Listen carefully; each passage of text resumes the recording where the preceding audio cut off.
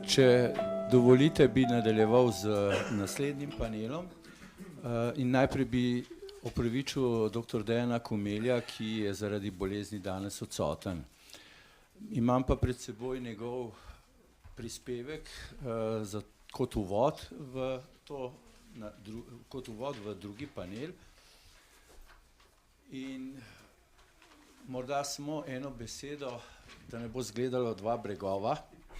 Enostavno je bila to čisto tehnična rešitev, ki pa nima z vsebino nobenega stika, ker nekateri, ki poznate naš inštitut, pravzaprav veste, da če na čem gradimo razvoj inštituta na interdisciplinarnosti in se ne izogibamo stiku enih in drugih.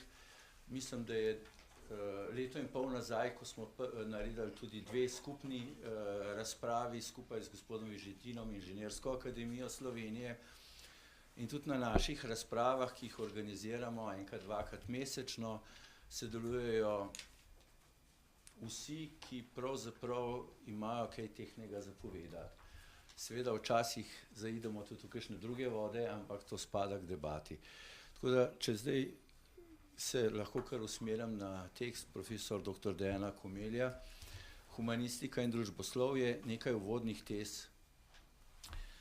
Splošni problem vrednotenja znanstvenih dosežkov na področju humanistike in družboslovja je že dolgo znan. Ali naj slednje obravnavamo z istimi merili kot druge znanstvene vede ali naj upoštevamo njihovo specifiko. Glede tega vprašanja še nimamo konkretnih smernic in odločitev, to pa že vpliva na obravnavo uporabnosti znanstvenih področij humanistike in družboslovja. Po najbolj posplošenem, a pogosto navajenem upoštevanem stališču najprimarne uporabnosti tu sploh ne bi bilo. Ob tem se zanemarja uporabnost humanistike in družboslovja v pedagoških procesih na vseh stopnjah, priprava učbenikov in tako naprej, ki zadeva vse znanstvene vede, kulturnih inštitucijah in medijih, v nekaterih gospodarskih panogah, turizem, knjigotrštvo, reklamne agencije, civilno-družbenih promocijskih dejavnostih države in najrazličnejših družbenih organizacijah. Omenjeno stališče torej odpade, takoj ko pomislimo, da med družboslovje uvrščamo vede, kot so pravo, ekonomija in pedagogika, statistika, ki so v največji meri uporabne. Po drugi strani se ponuja tudi vprašanje kriterijev razlikovanja humanistike in družboslovja, saj takim vedam, kot sta pravo in pedagogika, sociologija in politologija, težko odrekamo humanistično razsežnost. Nadalje kaže recimo humanistika na področju raziskav izredno povezano s področji umetnosti, kulture in religije, kar velja prav tako upoštevati, če nočemo pojma uporabnosti znanstvenih skrčiti na neprepoznavni minimum, v oklepaju, tu naj le omenimo področje kulturne, tehnične in naravne dediščine, zaklepaj. Tako nastopi generalno vprašanje, ali sistem vrednotenja znanstvenih dosežkov v Sloveniji v zadostni meri upošteva in spodbuja njihovo uporabnost, ki pa jo moram vselej razumeti v specifični aplikativnosti različnih vej znanstvenega raziskovanja. Statistični rezultati EU glede tega, kako se v gospodarstvu in družbenih dejavnostih obrestujejo vložena javna sredstva v znanstveno raziskovanje, za Slovenijo niso ugodni. Vzroki za to tudi po desetletju in več še vedno niso ugotovljeni. Kaj to pomeni glede delovanja univerz in raziskovalnih inštitutov, lahko ugibamo.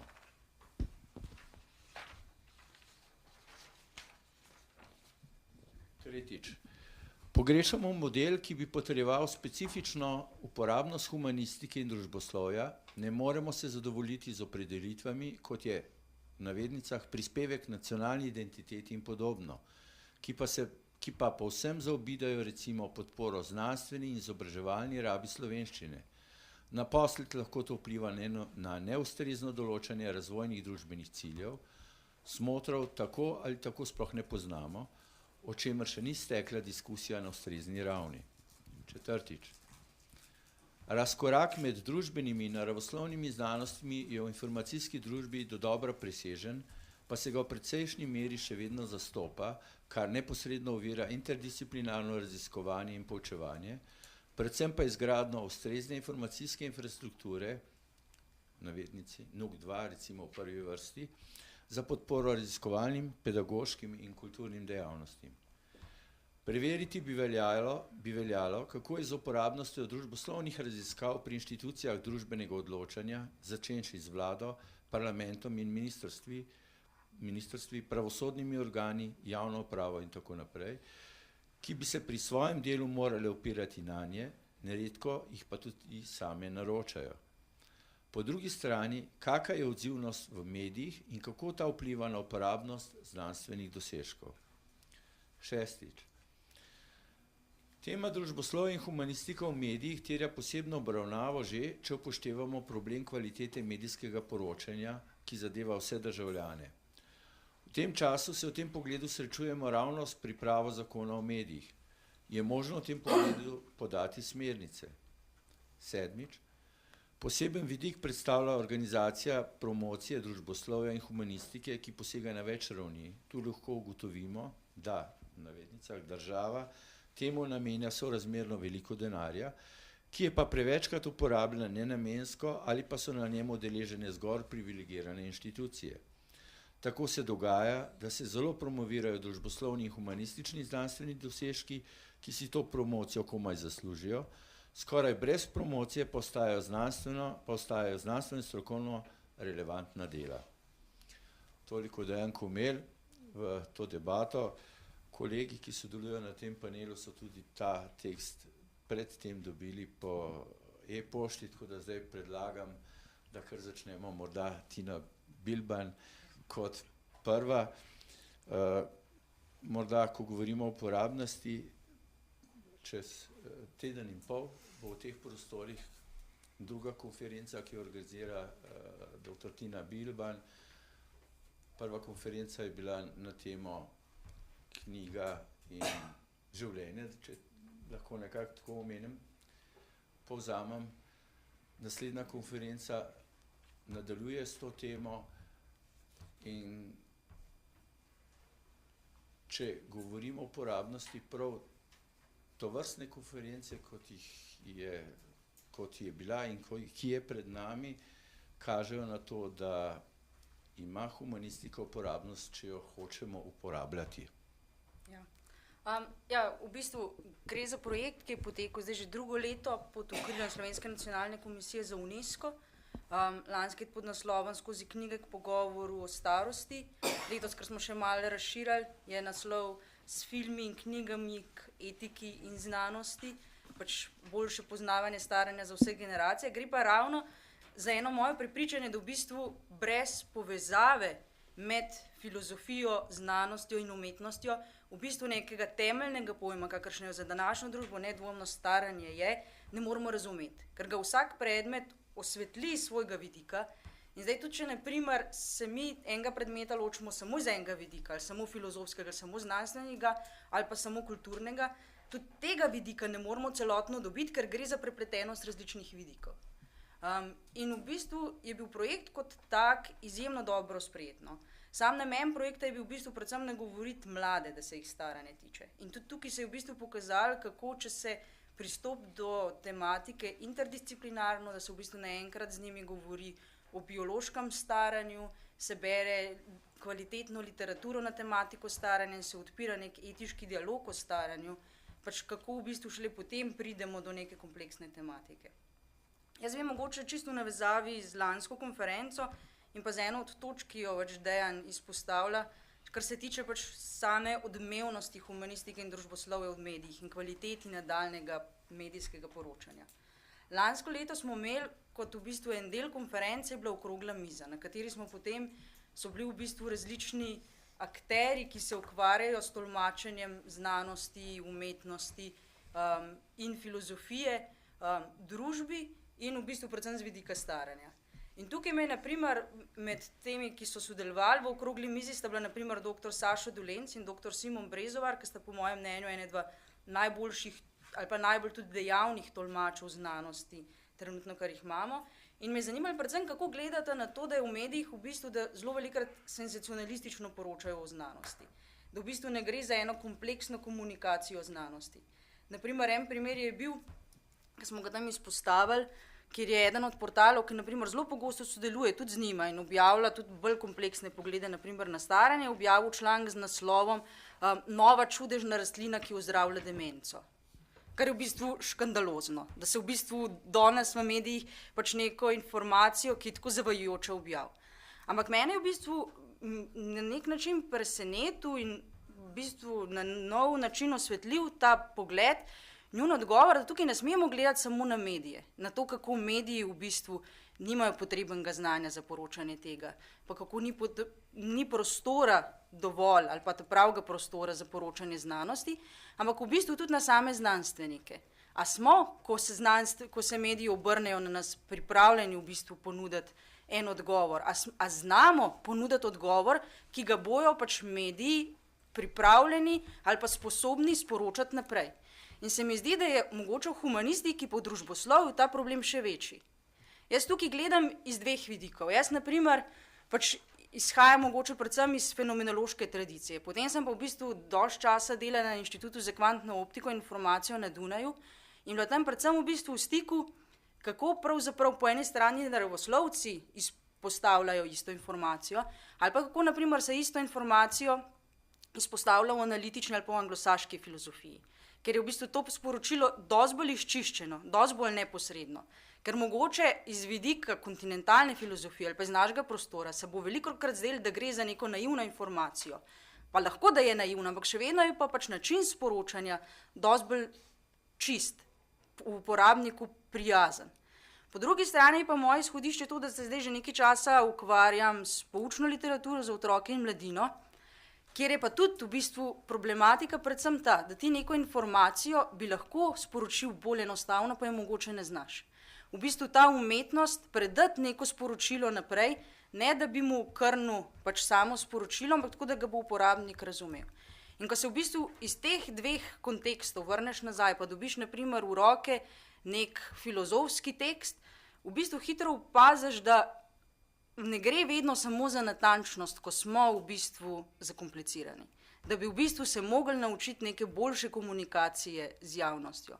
Komunikacije tega, kar delamo. Ker če dobimo prostor v medijih, pa ga ne dobimo velikrat, ali pa kje ga dobimo, je zelo odvisno od tega, kako bomo ta prostor izkoristili, kaj bomo sporočili, na kakšen način od tega, ali ga bomo dobili še kdaj. In od tega, kje bomo ta prostor dobili. Skratka, se mi zdi, da se je fajn učiti iz tistih popularizatorjev znanosti, ki imajo tukaj že mnoge izkušnje, da v bistvu problem ni samo na strani medijev. Seveda je potrebenega več prostora za to. Seveda je tukaj treba začeti zgodaj pa vzgajati generacije, da je ta prostor pomemben, da v bistvu niti ni enega ravialnega tiska, naprimer, ki bi bil namenjen nekemu splošni razgledanosti, nekemu splošnemu izobraževanju in tako naprej. Ampak da pač tudi, ko mi ta prostor dobimo, da v bistvu predamo neko sporočilo, ki bo naletelo na družbo in ki ga bo družba razumela. Tukaj z moje strani. Če lahko, glede na to, da se je Tina Bilban dotaknila medijev, bi dal naslednjemu Bernardu Nežmahu besedo, glede na to, da je dnevno prisoten kot publicist, komentator v Mladini in na televiziji, hkrati pa, ne vem, če to veste, je pred leti izdal oziroma napisal knjigo Pregled slovenskega časnikarstva. Od konca 19. stoletja, če se ne motim. 18. stoletja, se pravi, da več kot kompetenten, da nadaljuje s to razpravo. Ja. Hvala, jaz bom bolj fragmentaren, glede na uvodni tekst kolega Komela. In govoril bom najprej o seveda vednosti. Če se sprašujemo o prenašanju, se pravi znanosti, širjenje, imamo tukaj dve vprašanji znanstvenih dosežkov. Prvo, a so to, kar kar se imenuje kot znanstveni dosežki, v resnici vedno znanstveni dosežki. Drugo je pa še bolj pomembno, ali obstaja publika, ki bo znanstvene dosežke sposobna brati oziroma absorbirati. Brez teh dveh pogojev tega ni. In v sodobnem času imamo na polju vednosti en zelo delujoč fenomen, jaz pravim temu izginevanja znanja. Najprej čistko poznamo iz osebnih izkušenj, recimo znanje tujih jezikov. Ljudje se učijo v gimnazijah 4 leta, rečemo drugi tuj jezik, po 3 ure na teden v šoli, tudi če doma nič ne počnejo, je to 500 ur v življenju. In sam med svojimi sošolci in kolegi moram reči, da sem naletim na večino, ki so ta svoj drugi jezik popolnoma opustili, razen da bi v kakšni štacuni lahko še kaj kupili. Se pravi, vzemimo to grozovito izgubo energije znanja, ki je šla k vragu iz enega preprostega razloga, ker ljudje tega znanja niso obnavljali. Ni nekdo sistematično enkrat na teden kakšno knjigo, članek prebral, ampak je pač pustil. Ampak to se ne dogaja samo na ravni izgube humanističnih vedenj. Če bi zdaj naredili eno anketo ali pa test, koliko gimnazijci, recimo bivši, tudi če nismo šli na naravoslovne fakultete, koliko nam je ostalo znanj z področja, rečemo, fizike, biologije, kemije, bi prišli najbrž do enako šokantnega odgovora nekje blizu ničle. Se pravi, imamo v družbi tako močen trend zgubljanja znanja, vedenja, ki smo ga nekoč pridobili. Hkrati z to insuficienco imamo pa še drug problem. Imamo hiperprodukcijo. Hiperprodukcijo tekstov, doktorskih nazivov, števila študentov in diplomantov, kar ima zelo resne posledice, da te nazivi oziroma te diplome objektivno pomenijo malo, da bi človek lahko rekel nič. Sploh, ker so fakultete motivirane z glavarinami, da imajo tako in tako količino študentov in potem seveda znanje relativno, oziroma lahko bi ga tudi kvantificirali, objektivno pri diplomah drastično pada. Bili bi začudeni, sam povem enkrat eno anekdoto, sem hotel študentki pomagati z eno letnico, pa sem jo vprašal, kdaj je bila pa prva svetovna vojna. Ja, prav, veste, mislim tam leta 24. Dokdaj pa je to trajalo? Prav, do enega 28. Zanimivo. Kaj pa druga? Ja, pa tam enega 48. Skratka, nisem vedel, kaj bi zdaj s tem odgovorom naredil, ko to ni bilo del izpitne literature, čeprav po drugi strani nisem štel kot hendikepa, čeprav po drugi strani po svojem je bilo žal, sem rekel, če bo nekoč sociolog, bojo vsi predpostavljali, bojo z njo govorili, da pozna, da ima neko širino. Ta širina je pravzaprav zelo nujna, ampak še to, kar je bolj lahko frapantno, je, človek naleti na kakšen drobec. Ti predpostavljaš, kaj študenti ne bi že vedeli. In lahko testiraš iz svojega predmeta, ne boš pa testiral ostalih znanj. In moji občutki so, da jim pripisujemo bistveno več, da vedo, kot vedo. Ob hiperprodukciji tekstov imamo pa ob inflaciji, imamo pa še en fenomen, kjer imamo hkrati hiperprodukcijo pa insuficienco. In to, kar se dogaja s splošnimi knjižnicami. Knjižnice gomilajo relativno veliko literature, obenem so pa začele v zadnjih letih z novo prakso izločanja. Zdaj boste opazili, kdor vstopi v knjižnico, da so cele police knjig, ki jih izločajo in jih dobiš za 100 ali pa za evro. Zdaj, problem tega izločanja je kriterij. En izmed kriterijev, da se knjiga ne izposoja, ali pa, bi rekel, čist kaprica knjižničarja. Tako da pravzaprav niti ne vemo, kaj vse zgubljamo ali pa kaj bomo zgubili. Skratka, ta proces, ko začenjaš, namesto da akumuliraš literaturo, jo začenjaš hkrati že selekcionirati in si obenem zadovoljen, ker si nekaj malega zaslužil, pa prostor si dobil, je seveda samo uničujoče za vednost. Mi aleksandrijske knjižnice ne poznamo potem, kaj je vse zgorel, kaj je, česa ni na svoje police dala ali pa izločila. Zdaj, najbolj resno vprašanje je pa, kako se ideje širijo. Eno je to, da jih ljudje te ideje, ki so opisane, da jih berejo.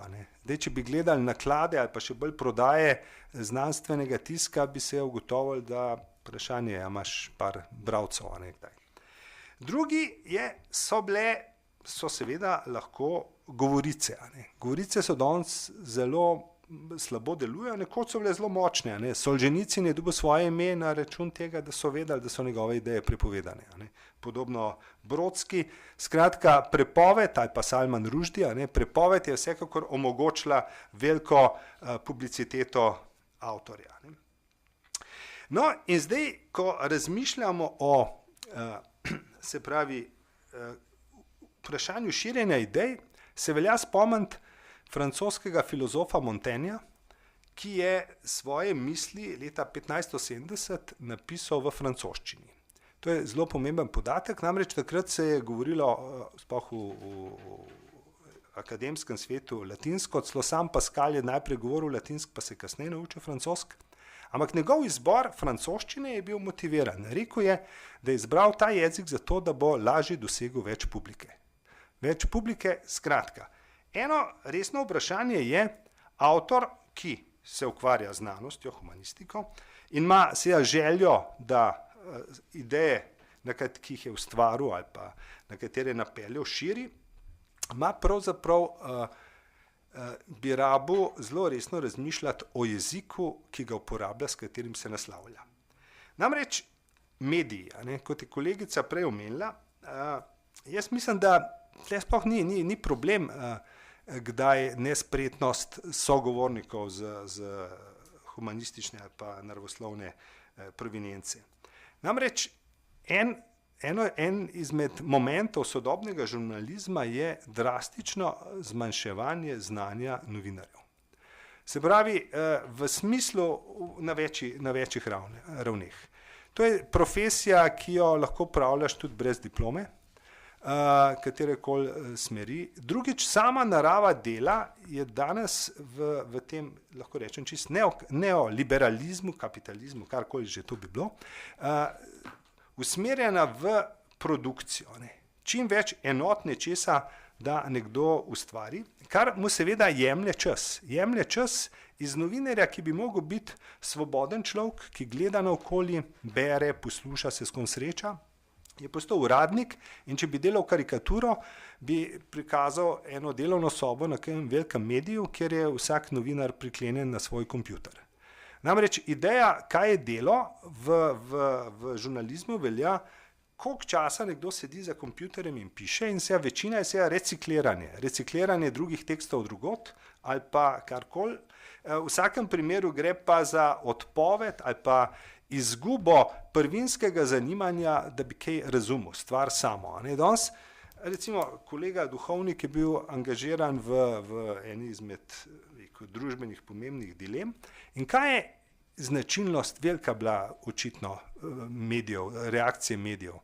Da v najboljšem primeru so dali prostor zagovorniku ene ideje, pa zagovorniku druge. Redko, kdaj praktično nikoli, se novinar ni postavil na stališče, da bi sam razumel. Da bi sam razumel, zakaj se gre in si ustvaril sliko. Ampak je samo, bi rekel, en dirigent, rečemo, bolj ali manj izmenjavanja pogledov mnenj. Zdaj, ja, na nek način, ja. Zdaj naslednja resen korak je pa seveda, kaj je to biti, recimo, znanstvenik, proučevalc, tudi razumnik. To implicira vsekakor dva momenta. Eno je mišljenje, sploh veselje do razmišljanja, in čas, ki ga nameniš nekemu proučevanju. Kar je pa povezan, da mora obstajati kulturni obrazec, rečemo, ali humanista, naravoslovca, ki se pa kaže, bi rekel, na dnevni ravni. To, da bereš knjige, članke, oziroma nekaj proučuje, skratka, da misliš. Da se pogovarja s kolegi o temah, ki te intrigirajo, in seveda, da tega ne jemlješ kot delo, ampak način življenja. Da to je nekaj, kar je permanentno, kar gre iz dneva v dan. To ni zaposlitev v tem smislu in zdaj bi to lahko zelo razširili. Ne samo na ljudi, ki so ali pa smo zaposleni na področjih, ki smo plačani za to, da lahko malo mislimo, ampak tudi na vse, bi rekel, nekdanje študente, diplomirance, koliko v svojem življenju ohranjajo čisto kot navado, kar je navada, ne vem, jeti na kavo ali pa pogledati dnevnik, koliko kdo ohranja navado, izposoditi si knjigo, premisliti kakšen članek. In seveda, ob vsem tem imamo pa zdaj, če bi razmišljali o seveda avtorju, ki bi rad, znanstveniku, ki bi rad razširil ideje skozi medij, je zdaj jasno, da veliko upanja, da bo naletel na drugi strani na sogovornika, ki bo znal tem mislim dati potrebno obtežitev, pravzaprav ni. Največ je torej na njem, da v resnici razmisli, na kakšen način se obrniti, na kakšen način spregovoriti. Jaz sam sem videl, da je to pravzaprav zelo enostavno. Ko sem začel delati intervjuje v koncu 80-ih, sem nekoč delal z Jožetom Toporišičem in je bil zelo kompliciran mož na vseh stranih. In ena izmed teh je bila, da je na vprašanje ni nehal govoriti. In sem mu potem se razložil, da ima 3 minute časa, da v 3 minutah pove, kaj si misli, zato ker daljšega odgovora kot tak je 3 minute, mediji ne prenese. In zdaj za to minimalno korekcijo, da se ti zavedaš, da pogovor z novinarjem niso predavanja. Na predavanjih si ti pravzaprav suveren, si na nek način avtokrat, si vzameš čas, nihče te ne omejuje. Medtem ko tukaj si vendar z sogovornikom. In zdaj to spoštovanje tega ritma je prvi pogoj, ki ga rabaš, če hočeš biti. Drugo je pa zelo, jaz bi temu rekel, zelo po svoje enostavni preklop, da si moraš prestaviti iz kože, v kateri gledaš pred seboj solidno izobražene na svojem področju, kot so recimo študentje, v kožo splošnega bralca, ki mu prisodiš neko gimnazijsko znanje in da razmišljaš, kako bi pojasnil človeku s toliko predznanja to, kar bi rad razvil oziroma kar bi rad razširil. To je bil tak droben trik. Zdaj pa morda še najbolj usodno vprašanje, če govorimo o uporabnosti znanstvenih dosežkov, je tukaj instanca, ki je zelo merodajna, sploh zaradi financiranja, to je pa vlada, državna administracija, parlament. In smo zdaj pri zelo resnem vprašanju, ki je bil tudi vreden kakšne analize, koliko ministri, poslanci, javni uslužbenci berejo in študirajo. Zdaj, zadnjič televizija je izjemno nesprijetna, zadnjič sem videl, so bila predvolilna soočenja predsedniških kandidatov, ki so jih slikali v domačih okoljih, niso jih pa vprašali, katere knjige so v zadnjem letu prebrali. Da videli malo mentalnega horizonta ljudi, ki ne bi... In to je očitno tudi v medijih to popolnoma izpuhtel. Z tega stališča je, tle se bojim, en tak... zgubljena bitka, ki pa seveda ne pomeni, da človek v njej ne bi vztrajal z vsemi silami.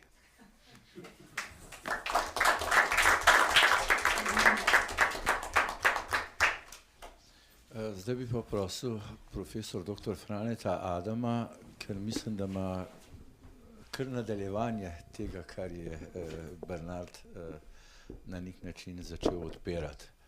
Saj glede na dopisovanje, ki smo ga že imeli pred današnjo konferenco. Prosim, Frane.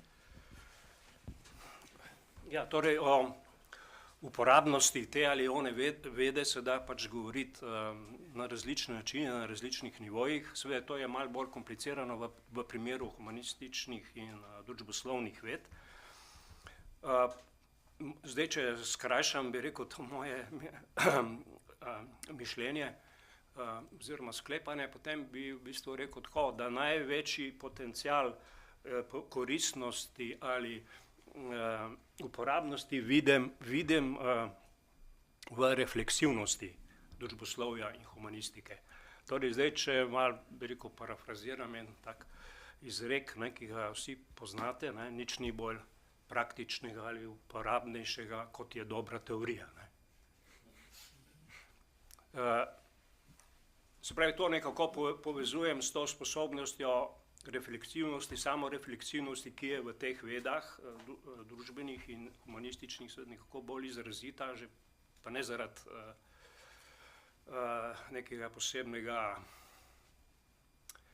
da tako rečem, misionarstva teh ved, ne, ampak zaradi načina izobraževanja, zaradi načina razmišljanja, zaradi nagnjenja k nekim širšim kontekstom, bolj je v ospredju to neko samovpraševanje, preverjanje, falsifikacija hipotez, kot bi rekel Popper, ne.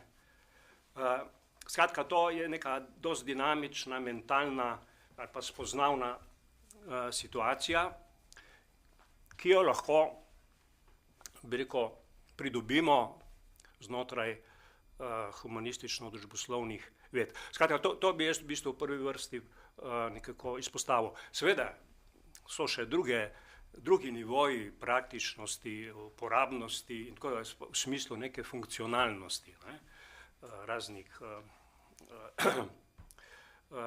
raznih poklicev, strok, ne, ki so, bi rekel, derivat izobraževanja na teh visokošolskih inštitucijah.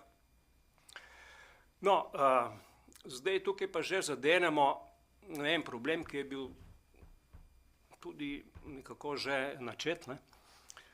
Hiperprodukcija kadrov oziroma hiperprodukcija študentov, PISA, diplomantov, pa tudi seveda zdaj nazadnje tudi doktorandov oziroma tistih, ki so končali doktorat. Kot vemo, je trenutno Slovenija, vsaj kakor imam jaz podatke, svetovni rekorder v številu doktoratov na število prebivalcev, seveda, ne, pač. Mislim, da je številka 400 v zadnjih 2 letih, ne. Dobro, zdaj je bilo že marsikaj rečeno, to ne bi ponavljal, ne. Seveda, kar je tukaj vredno, da rekel, premisleka je pač to, ne, da tukaj da ne obstaja korelacija z znanjem. Ne, znanjem ali s neko večjo kompetentnostjo ali različnimi tipi znanja, od specialističnega znanja do recimo nekega splošnega znanja. Mi lahko ugotovimo, da se to znanje v bistvu rapidno, celo v nekaterih primerih rapidno zmanjšuje.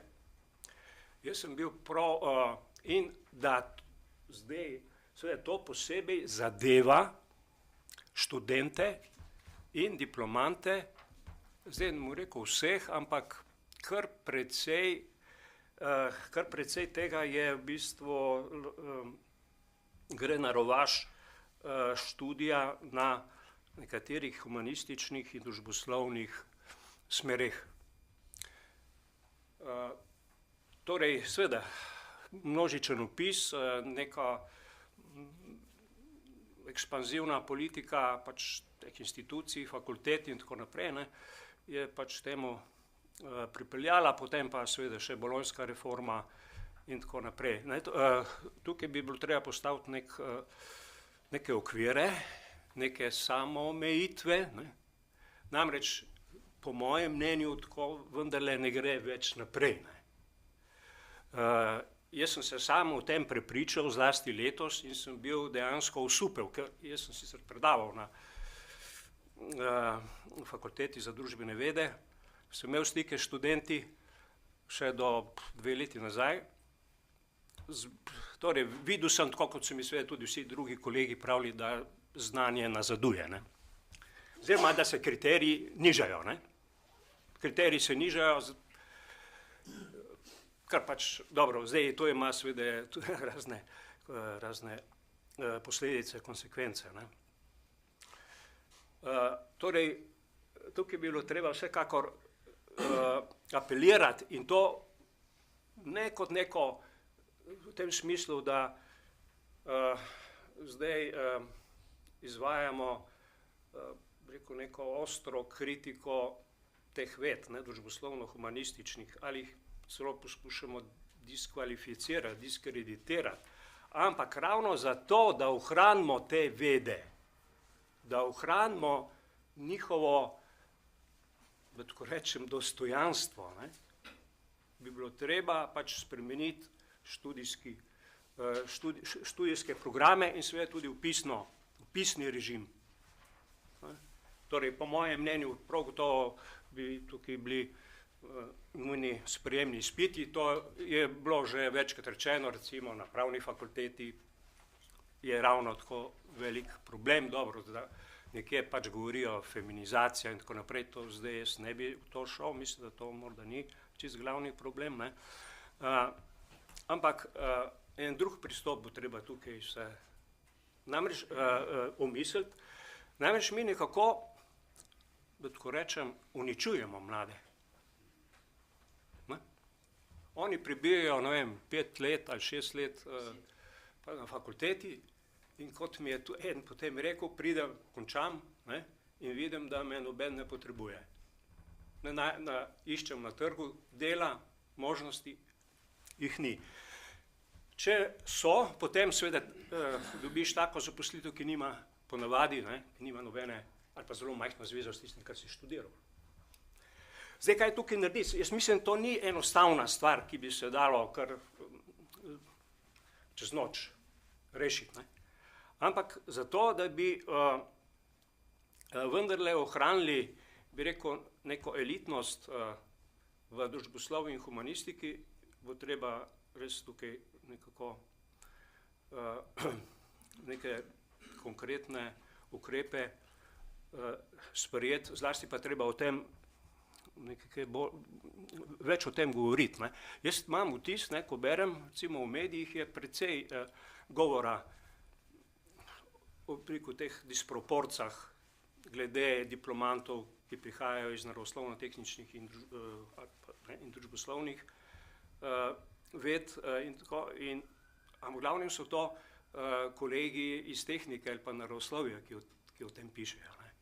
Pravi, jaz nisem še nobenega družboslovca ali pa humanista zasledil, ki bi si to postavil kot problem. In ki bi, dobro, do kakšnih zaključkov pride, dobro, zdaj njegova stvar, ampak da si to že v izhodišču postavi kot problem. Več bi bilo treba pač o tem govoriti. Zdaj, druga stvar je, oziroma pa tretja, tako rečem, mi smo govorili, oziroma danes je bilo govora o povezavah med znanostjo in gospodarstvom, se pravi interpenetracija, kot mi rečemo, interpenetracija med znanostjo in gospodarstvom. Mi imamo, zlasti v družboslovju, sedaj interpenetracijo, kar je seveda tudi nek sinonim za uporabnost. Družboslovje izgleda, je pa uporabno v smislu ideologije. Mi imamo v zadnjih letih izrazit trend interpenetracije med znanostjo oziroma družboslovjem in ideologijo. Da bom skrajšal, ne, torej kolegi, ki se imajo za marksiste, že itak govorijo o hegemoniji, o kulturni hegemoniji. To izvira iz Gramscija in tako naprej, in so na 100.000 strani je bilo popisano, kako prideti do neke nekapitalistične, antikapitalistične družbe, kako pač te buržoazne strukture nekako zaustaviti, kako jih nadomestiti z nekimi drugimi institucijami, z neko drugo, seveda z neko drugo ideologijo. Kar jaz opažam, ne, ravno zdaj, ko tudi en članek sem zaključeval in mi je recenzent mi je pač sugeriral, ali pa celo, da tako rečem, bom rekel prisilil, ampak meni ni to problem, ne, ampak celo zmeri se lahko kaj naučiš, ne, da moram pač nekega marksista prebrati, ne, Ernesta Laclava, ki je zelo filozof, je bolj kompliciran jezik ima in tako naprej, pa sem se spustil v to, ne, sej moram reči, da sem se vseeno, mi ni žal, no, skratka, ampak problem je seveda v tem, ne, da mi smo pod čedalje večjim pritiskom marksističnih, neomarksističnih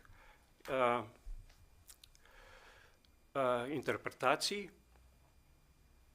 kako družba deluje, kakšen naj bo družbeni razvoj, katere so silnice v družbi, ki so, tako rečem, progresivne, katere silnice, ki so reakcionarne, da tako rečem, ki vlečejo nazaj. To se bliskovito širi v izobraževalnem procesu. Mi smo letos imeli razpis za mlade raziskovalce, se je javilo 16, se jih je javilo v par mesecih in večinoma so bile to ženskega spola, kandidatke, prijaviteljice, 5-6 je bilo pa moškega spola in vsi ti iz moškega spola so bili pod vplivom pač ene ali druge variante marksistične teorije. Eden je celo v tujini magistrsko nalogo pisal. Skratka, bili so v glavnem iz filozofske fakultete, FDV ekonomske. Mene v bistvu to, samo to dejstvo, mene ne moti. Mene moti, če taka oseba kaže izrazito nagnjenje k enosmernosti, k ortodoksnosti, kaže izrazito nagnjenje k temu, da enostavno ni pripravljena se iti v neke druge sfere, v neke druge paradigme, poglede, paradigme, se z njimi soočiti, lahko tudi svojo tisto prvotno ohrani, ne, ampak in tukaj pa mi zdaj prihajamo do enega zelo velikega, zelo velike težave, pa mislim, da bo zdaj, jaz sem to zdaj v zborniku, ki bo išel, menda ta mesec, ne, vprašanje neke izmenjave, vprašanje diskusije, vprašanje polemike, ne, tukaj smo v bistvu precej bosi, ne. In Dejan je, ko sva se dopisovala, je zastavil vprašanje, ko sem jaz to v elektronski pošti že komentiral, to, kar je on napisal, oziroma kar je bilo zdaj predstavljeno. Ja, pravi, kako bomo pa prepričali pač te, ki imajo neko ideološko prepričanje, da je potrebna neka refleksija ali samorefleksija. Ja, seveda, jaz sem mu pač odgovoril, ne bomo, prepričamo jih lahko samo z diskusijo, prepričamo jih tako, da z njimi polemiziramo in da uporabljamo tiste instrumente, ki so v znanosti preizkušeni, ki so temelj, tako rekoč temelj znanosti, ne? Se pravi argumentacijo za in proti, preverjanje, falsifikacijo in tako naprej. Torej, dvom, to, kar je vse v, bi rekel, neka podstat znanstvenega delovanja. Tisti, ki na to pristane, pač seveda nekako je težko, da še se smatra, da je v okviru znanosti, ne? Tudi družboslovne znanosti. Ampak seveda, jaz ga ne bom, ko bi rekel,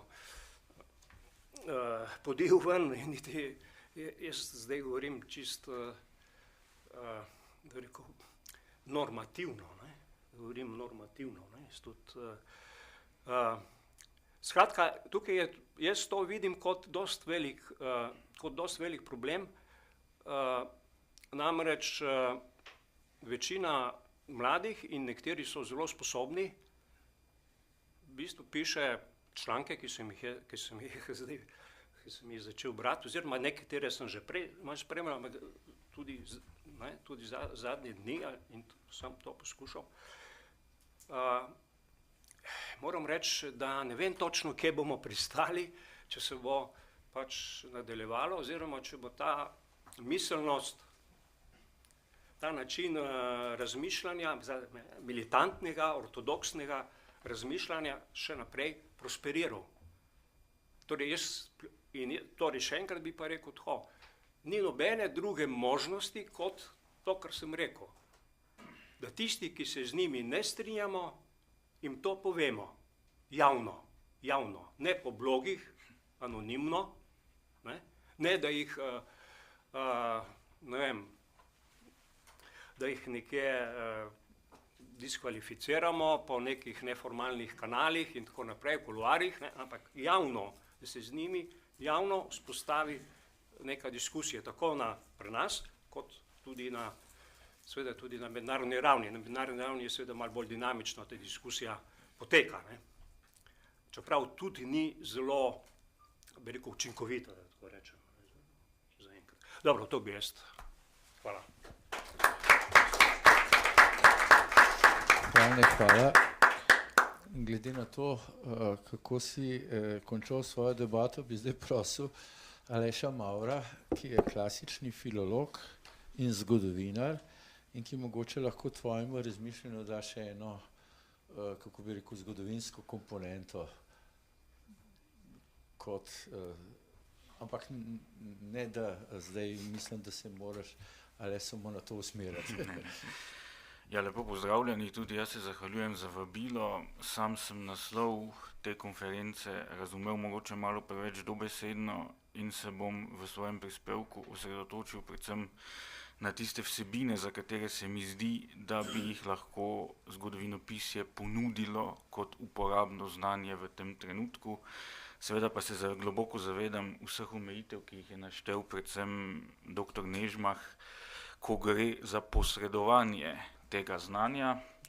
In najprej se moram tudi posipati s pepelom, saj v svojem univerzitetnem delu velikokrat sodelujem družbeno neodgovorno pri hiperprodukciji diplomantk in diplomantov zgodovinopisja, pri čemer pa seveda je razlog že navedel prej dr. Nežmah. In strinjam se tudi z njegovim spoznanjem o izginevanju znanja, ki se med študentkami in študenti zgodovine kaže predvsem kot popolna nezmožnost ločevanja bistvenega od nebistvenega. Če smo prej slišali ta primer s Prvo svetovno vojno, smo mi na enem od zadnjih komisijskih izpitov zastavili študentki vprašanje, kaj se je pomembnega v Evropi zgodilo leta 1945 in je znala našteti Jalsko konferenco in Potsdamsko konferenco, kar je seveda jasno, da je zelo veliko časa presedela pred knjigami, ni pa ji prišlo na da bi navedla konec Druge svetovne vojne. No, sicer pa se strinjam tudi z ugotovitvijo profesorja Duhovnika, ki je bila izrečena v prejšnjem panelu, da pravzaprav na neki način humanistika in družboslovje v zadnjih 27 letih nismo mi kot humanisti in družboslovci opravili svoje domače naloge in nismo uspeli postaviti družbe na neke nove temelje, pač pa se mi zdi, da sta humanistika in družboslovje v celoti, seveda tu ne gre za kakršnokoli kolektivno krivdo, veliko več energije vlagali v to, da bi ostalo vse po starem, veliko manj pa v to, da bi se kam premaknili. Zdaj jaz bi navedel predvsem dve temeljni področji, kjer se mi zdi, da je znanje, ki ga lahko ponudi zgodovinopisje, uporabno in je celo ključno za slovensko družbo v tem trenutku. Seveda zgodovina po eni strani v javnem diskurzu je zelo prisotna, po drugi strani pa se mi zdi, da v najširših plasteh ljudstva uživa zelo slab sloves in za večino Slovenk in Slovencev je zgodovina oziroma zgodovinopisje svojo temeljno nalogo že opravilo. Večina Slovenk in Slovencev je zadovoljnih z zgodovinskim konsenzom, ki trenutno vlada v slovenski družbi in ki se v glavnem omejuje na vsebine, ki se tičejo dogajanja po letu 1941 in v glavnem po letu 1945. To je tisti konsens, ki ga večina Slovenk in Slovencev sprejema. Kot zgodovinar, že zaradi tega, ker drugače ne bi mogel upravičiti tega, da imam plačo, ki sicer ni 2500 evrov, tako da sem očitno slab intelektualec. Moram seveda reči, da po mojem mnenju tako tanka plast zgodovinskega konteksta o kolektivni preteklosti ne more zagotavljati nekega trajnega obstoja družbe, kot je slovenska ali pa katerakoli družba. V tem smislu se mi zdi temeljna naloga in uporabnost zgodovinopisja v tem trenutku, da razširi ta zgodovinski konsens, ker v tem trenutku obsega zgodovinski konsens Slovenk in Slovencev v glavnem torej dogajanje zadnjih 75 let, ko naj bi se Slovenke in Slovenci postavili na svoje noge v okviru dogajanj med drugo svetovno vojno in v okviru revolucije. Poleg tega imamo pa nekaj osamelcev iz prejšnjih zgodovinskih obdobij, ki si jih vsi delimo, torej Trubar, Prešern, Cankar. Vendar to niso pojavi in posamezniki, ki bi bili v našem zgodovinskem konsenzu vraščeni v neki kontekst, ampak so osamelci brez konteksta. Menim predvsem, da bi tudi slovenska družba in bi morali zgodovinarji pri tem pomagati bolj upoštevati zglede sosednjih srednje in vzhodnoevropskih okolij, ki so v zadnjih 25 letih izrazito poudarila kontinuiteto nekega svojega zgodovinskega razvoja, predvsem s tistim, kar so že dosegla v dolgem 19. stoletju. Pri tem nočem trditi, da ima ta naslonitev na dolgo 19. ali pa potem na obdobje med obema svetovnima vojnama samo pozitivne elemente, ker vendarle strašijo v teh časih tudi pošasti skrajnega nacionalizma, etnocentrizma, antisemitizma, avtoritarnih družbenih modelov in tako naprej.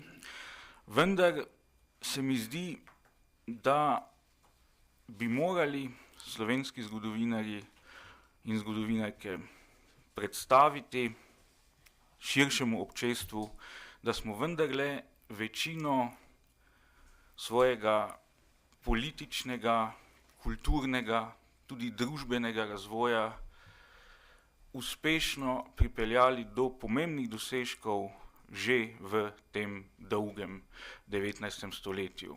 Danes pa smo soočeni s situacijo, ko pravzaprav ne v javni zavesti, ne navsezadnje v poimenovanju ulic, šol, ustanov, ne živi skoraj noben akter tega pomembnega dogajanja, ki je potekalo v glavnem že v obdobju Habsburške monarhije, se potem nadaljevalo v prvi južnoslovanski državi, ampak imena, kot so recimo Anton Korošec, kot je navsezadnje bil do nedavna tudi Janez Evangelist Krek, kot so bili prvaki slovenskega političnega življenja že v 19. stoletju, so povprečnemu Slovenki in Slovencu praktično neznana. Če koga med njimi poznamo, kot sta recimo Kersnik ali Tavčar, sta znana predvsem kot kulturnika, pisatelja, ne pa kot politika. Enako velja seveda za Cankarja, pri katerem je ta politična komponenta njegovega delovanja skoraj popolnoma prezrta. Tu se mi zdi ta prva pomembna naloga, čeprav seveda bo nujno njeno izpolnjevanje trčilo ob hude ovire, predvsem zaradi tega, ker se je ravno z domnevno nerelevantnostjo te družbene, kulturne, politične elite, ki smo jo že imeli v 19. stoletju, utemeljevalo, zakaj je bil potreben tako krvav in korenit revolucionarni rez, ker ta elita ni bila nič vredna in ni pravzaprav za nacionalni dvig nič naredila. To je ena stvar. Druga stvar, ki se mi zdi zelo pomembna in bi tudi lahko zgodovinarji pomagali slovenski družbi, bi bilo to znanje vsekakor uporabno, pa je precej večja vključitev usporednic iz drugih, spet predvsem srednje in vzhodno evropskih okolij, ker na Slovenskem je zelo zakoreninjeno razumevanje nacionalne zgodovine kot nekega otoka sredi morja, ki nima pravih sporednic drugod. In seveda Slovenija dejansko v marsičem danes deluje po svojih družbenih parametrih, pa tudi po zgodovinskem konsenzu kot nekakšen otok, ampak mislim, da bi postavljanje teh sporednic na mesto, ki jim gre, to sliko lahko precej spremenilo. Tu imam recimo v mislih že zadevo, ki jo je relativno bilo doslej težko narediti, že umestitev dogajanja na Slovenskem med drugo svetovno vojno samo v vsejugoslovanski kontekst. Ta kontekst je bil za šolsko rabo sicer nekoč vzpostavljen, ni pa seveda, in tudi je relativno težko majhnemu številu strokovnjakov obvladati celotno jugoslovansko sliko med drugo svetovno vojno, ampak mislim, da bi že postavitev dogajanja na Slovenskem v ta kontekst bila koristna. Druga stvar je pa seveda iskanje usporednic, tako za razvoj v dolgem 19. stoletju kot v obdobju med obema vojnama in potem za razvoj tako med drugo svetovno vojno kot po njej s primerljivimi okolji. Tu recimo meni pride najbolj na misel Slovaška, ki mislim, da bi tu našli največ usporednic, seveda pa bi bilo res koristno postaviti Slovenijo na širši srednje in vzhodno evropski zemljevid in premagati ravno to otoško zgodovinsko mentaliteto. Tu mislim, da bi zgodovinopisje lahko prispevalo čisto uporabno znanje, ki bi bilo koristno, je pa seveda vprašanje, ki ga je zastavil dr. Nežmah, kako bi se pa to, tudi če bi do tega znanja prišli, do njega bi dejansko morali priti v dialogu, kot je izpostavil profesor Adam, in seveda po starem Tacitovem načelu sine ira et studio, to pomeni, da nihče ne bi zamolčeval tistega, kar ve, pa mu ne gre v kontekst, kako bi potem to pravzaprav posredovali širši slovenski skupnosti, glede na vse to, kar je dr. Nežmah povedal. Hvala lepa.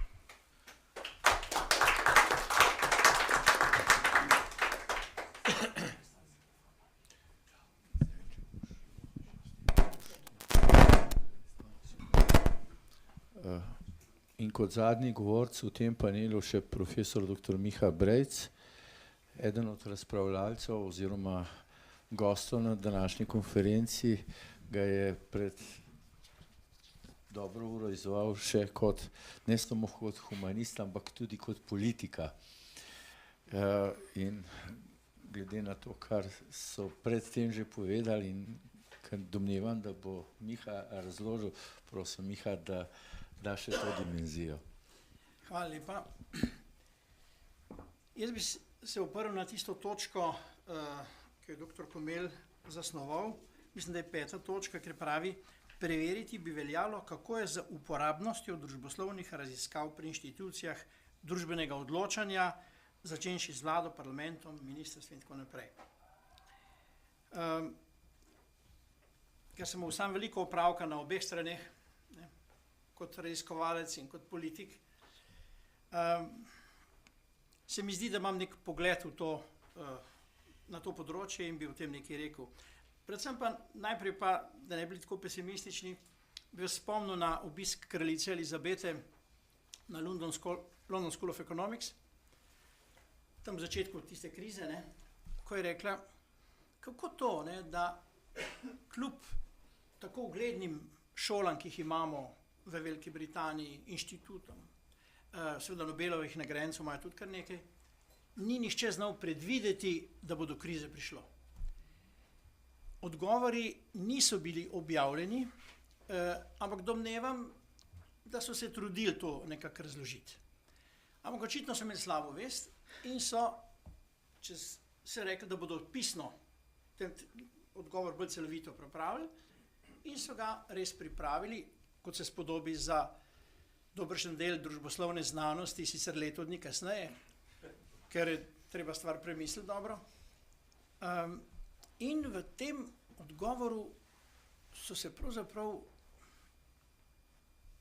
kako bi rekel človek, zgovorili na socialno-psihološke dimenzije. Torej, nič o ekonomiji, ne, ampak predvsem ja, da to je seveda stvar zelo zapletena in v tem pismu, ki tudi ni bilo sicer objavljeno, ampak samo en drobec, sem se najprej vprašal, če mogoče jaz ne razumem dobro angleško, ker enostavno nisem vedel, kaj odgovarjajo. Ne? Kako je do tega prišlo. Tako da sami vidite, da pravzaprav, če se to njim zgodilo, ne, ni nič čudenega, če se tudi pri nas to dogaja. Ne? Ni nič posebnega. Danes in v številnih razpravah in v javnosti seveda pogosto slišimo, da so zakoni slabi.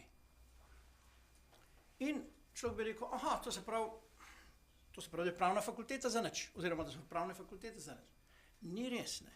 Ni to res. Gre za stanje duha. Mi smo v Jugoslaviji približno 45 let gradili na normativnem idealizmu. Stanje je slabo, ko bomo zakon spremenili, bo pa vse drugače. In spomnite se, 4 ustave in tako naprej. Ne. In ko poslušamo zdaj to po televiziji, beremo v časopisih, ne, ko gre nekaj narobe, no pa vzamemo primer od nas, z univerze, te znameniti dodatki za pripravljenost. Ne. Kakšen bo odgovor? Ja, to je pa zato, ker predpisi niso jasni. Ja, pa se to ni stvar predpisov, to je stvar etike. Ne? Kaj hočem reči? Ta iluzija, da lahko zakonom nekaj uredimo, seveda nas spremlja, oklepamo se vsi tega izgovora, ker je zelo priročen in začuda, ko to nekdo reče, rečemo, ja, sej, ima kar prav, ne? Zakon je slab. Ne? Ampak potem pride nov zakon in smo spet tam. In zakaj je to tako? Kdo piše zakone? Najprej bi človek pričakoval, da ko nastopi recimo nova politična garnitura, normalno ima svoje ideje, kaj bo naredila. Ne? To se pravi, dobila je mandat za neke spremembe. Tam so, se reče, stroka. Ne? Stroka se začne nekje pod državnim sekretarjem, ker državni sekretar je oseba, ki bi morala biti vrh stroke, ampak nekako se nam je to sfižil, pa je pravzaprav del politike. Ne? Nič narobe seveda s tem. No, ampak ta vrh stroke, zdaj se začne tam, ne, direktori direktoratov in tako naprej. Minister reče, ker smo se pa zmenili, ne, da bo to tako, tole bi bilo treba narediti. Reče vrh uradništva, to pa ne bo šlo. To se pa ne da, minister. To je evropska zakonodaja, pa ono, skratka, cel kup izgovor. In zdaj minister, ki se ne spozna dovolj dobro na to, kako uprava diha, bo prej slej rekel, ja, si, mogoče se pa res, no, pa vse kaj poskusimo, pa tako naprej. Ampak poslušajte, a mi govorimo, a smo mi sploh resni ljudje? Če hočemo mi nekaj spreminjati, moramo najprej vedeti, kakšno je nekaj. In kdo bi nam odgovoril na to vprašanje? Je logično, da je uprava. Državna uprava je zato, da pozna, kakšno je stanje stvari. In mora povedati politiki, stanje stvari je takole. Dobro, v Jugoslaviji se to ni smel povedati, ker je pač tisti, ki je to rekel, pol bil takoj diskvalificiran, ne? Ampak zdaj bi bil pa že čas, da bi tudi pri nas vendarle rekli, stanje stvari je slabo na tem področju in pika, ne? Ampak zdaj seveda spet ocena, kako so do tega prišli. Z oceno, ne na osnovi dejstev. Zakaj ne naročijo raziskave? Zato, ker raziskava, ki bi trajala 4 leta, ni zanimiva za nikogar. Ker predsednik vlade domneva, da po 4 letih najbrž ne bo več tam. Torej, kaj zanima politiko? Tako se tudi obnaša, ne? Kratkoročni cilji so na prvem mestu. Dolgoročni cilji so seveda v besedah, ne? Ampak dobro, nekaj bomo že naredili, ne? In zdaj pa, poglejmo, zakaj uprava nekako ni sposobna diagnosticirati stanja. Zato, ker uradništvo nima metodološkega znanja. Ne obvlada temeljnih metod družboslovnega raziskovanja. Pa to niso velike stvari. To so precej enostavne metode. Ne zahtevajo ne vem kakšnega znanja. To je prva stvar. Druga stvar. Ko se vidi, da je neko vprašanje res zapleteno, se obrne vlada, minister, kdorkoli na inštitut, na fakulteto ali pa na posameznega profesorja. In tako se zgodi, da rečemo, dobro, bomo pa naredili raziskavo. Naredimo raziskavo, oddamo, tišina. Malo pa vprašamo, ne, pač, če je kaj uporabnega, ja, da nas bodo obvestili. Torej, ni feedbacka. Jaz se spomnim, ko smo delali to reformo slovenske javne uprave, sem se ukvarjal z inšpekcijami. In ugotovil, ne, mimogrede, da imamo v Sloveniji 15 ali 17, zdaj sem že pozabil, inšpekcijskih služb, ki so hierarhično zelo različno organizirane, vse imajo seveda šefa v Ljubljani, ne, ampak na terenu je pa silno različno, ne. In potem sem seveda zdravo razumsko rekel, a ne bi bilo zelo enostavno, da bi določili pa če ne par točk po Sloveniji in bi rekli, tukaj so vse inšpekcijske službe na kupu, imajo en vozni park, ne, imajo eno to administrativno podporo, ne, inšpektori so pač samostojni ljudje in delajo pač, ne. Če je avto na voljo, se z njim peljejo, če ta ni je on in tako naprej. Ne pa tako, ki je bilo, da vsak po svoje in eni so imeli vse, drugi pa nič. Ne. Predlog ni bil sprejet. Če že preveč posegamo in da bo to ljudi razburilo. Spet smo pritisnili. Ja, kakšna oblast pa smo, če se tega bojimo? Oblast, ki se boji ljudstva, ni voditelj. Ljudstvo pa potrebuje voditelja. Potem recimo primer, ko politika naroči zakon. To je sijajen vir za to, da si človek finančno pomore. Ne? In tudi stane, ne? Zelo velik. Ne? Ampak tisto, kar jaz težko razumem, je, da strokovnjak na tem področju, torej glavno so to pravniki, seveda, naredi tekst, napiše tekst, ga odda in nasvidenje. Jaz sem svoje opravil. Zdaj, politika, pa se veste, kako je. Najprej gre zakon, ta tekst v neko medresorsko usklajevanje, pa potem pride na vlado, pa potem v parlament. In tisti prvi tekst se zelo spremeni do konca. Morda se celo izmaliči.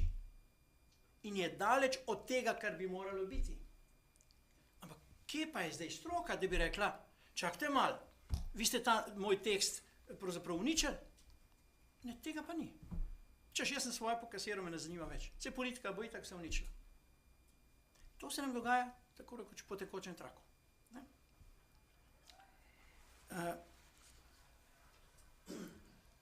Ko gre za raziskovalne projekte, zdaj, ko so tudi evropska sredstva,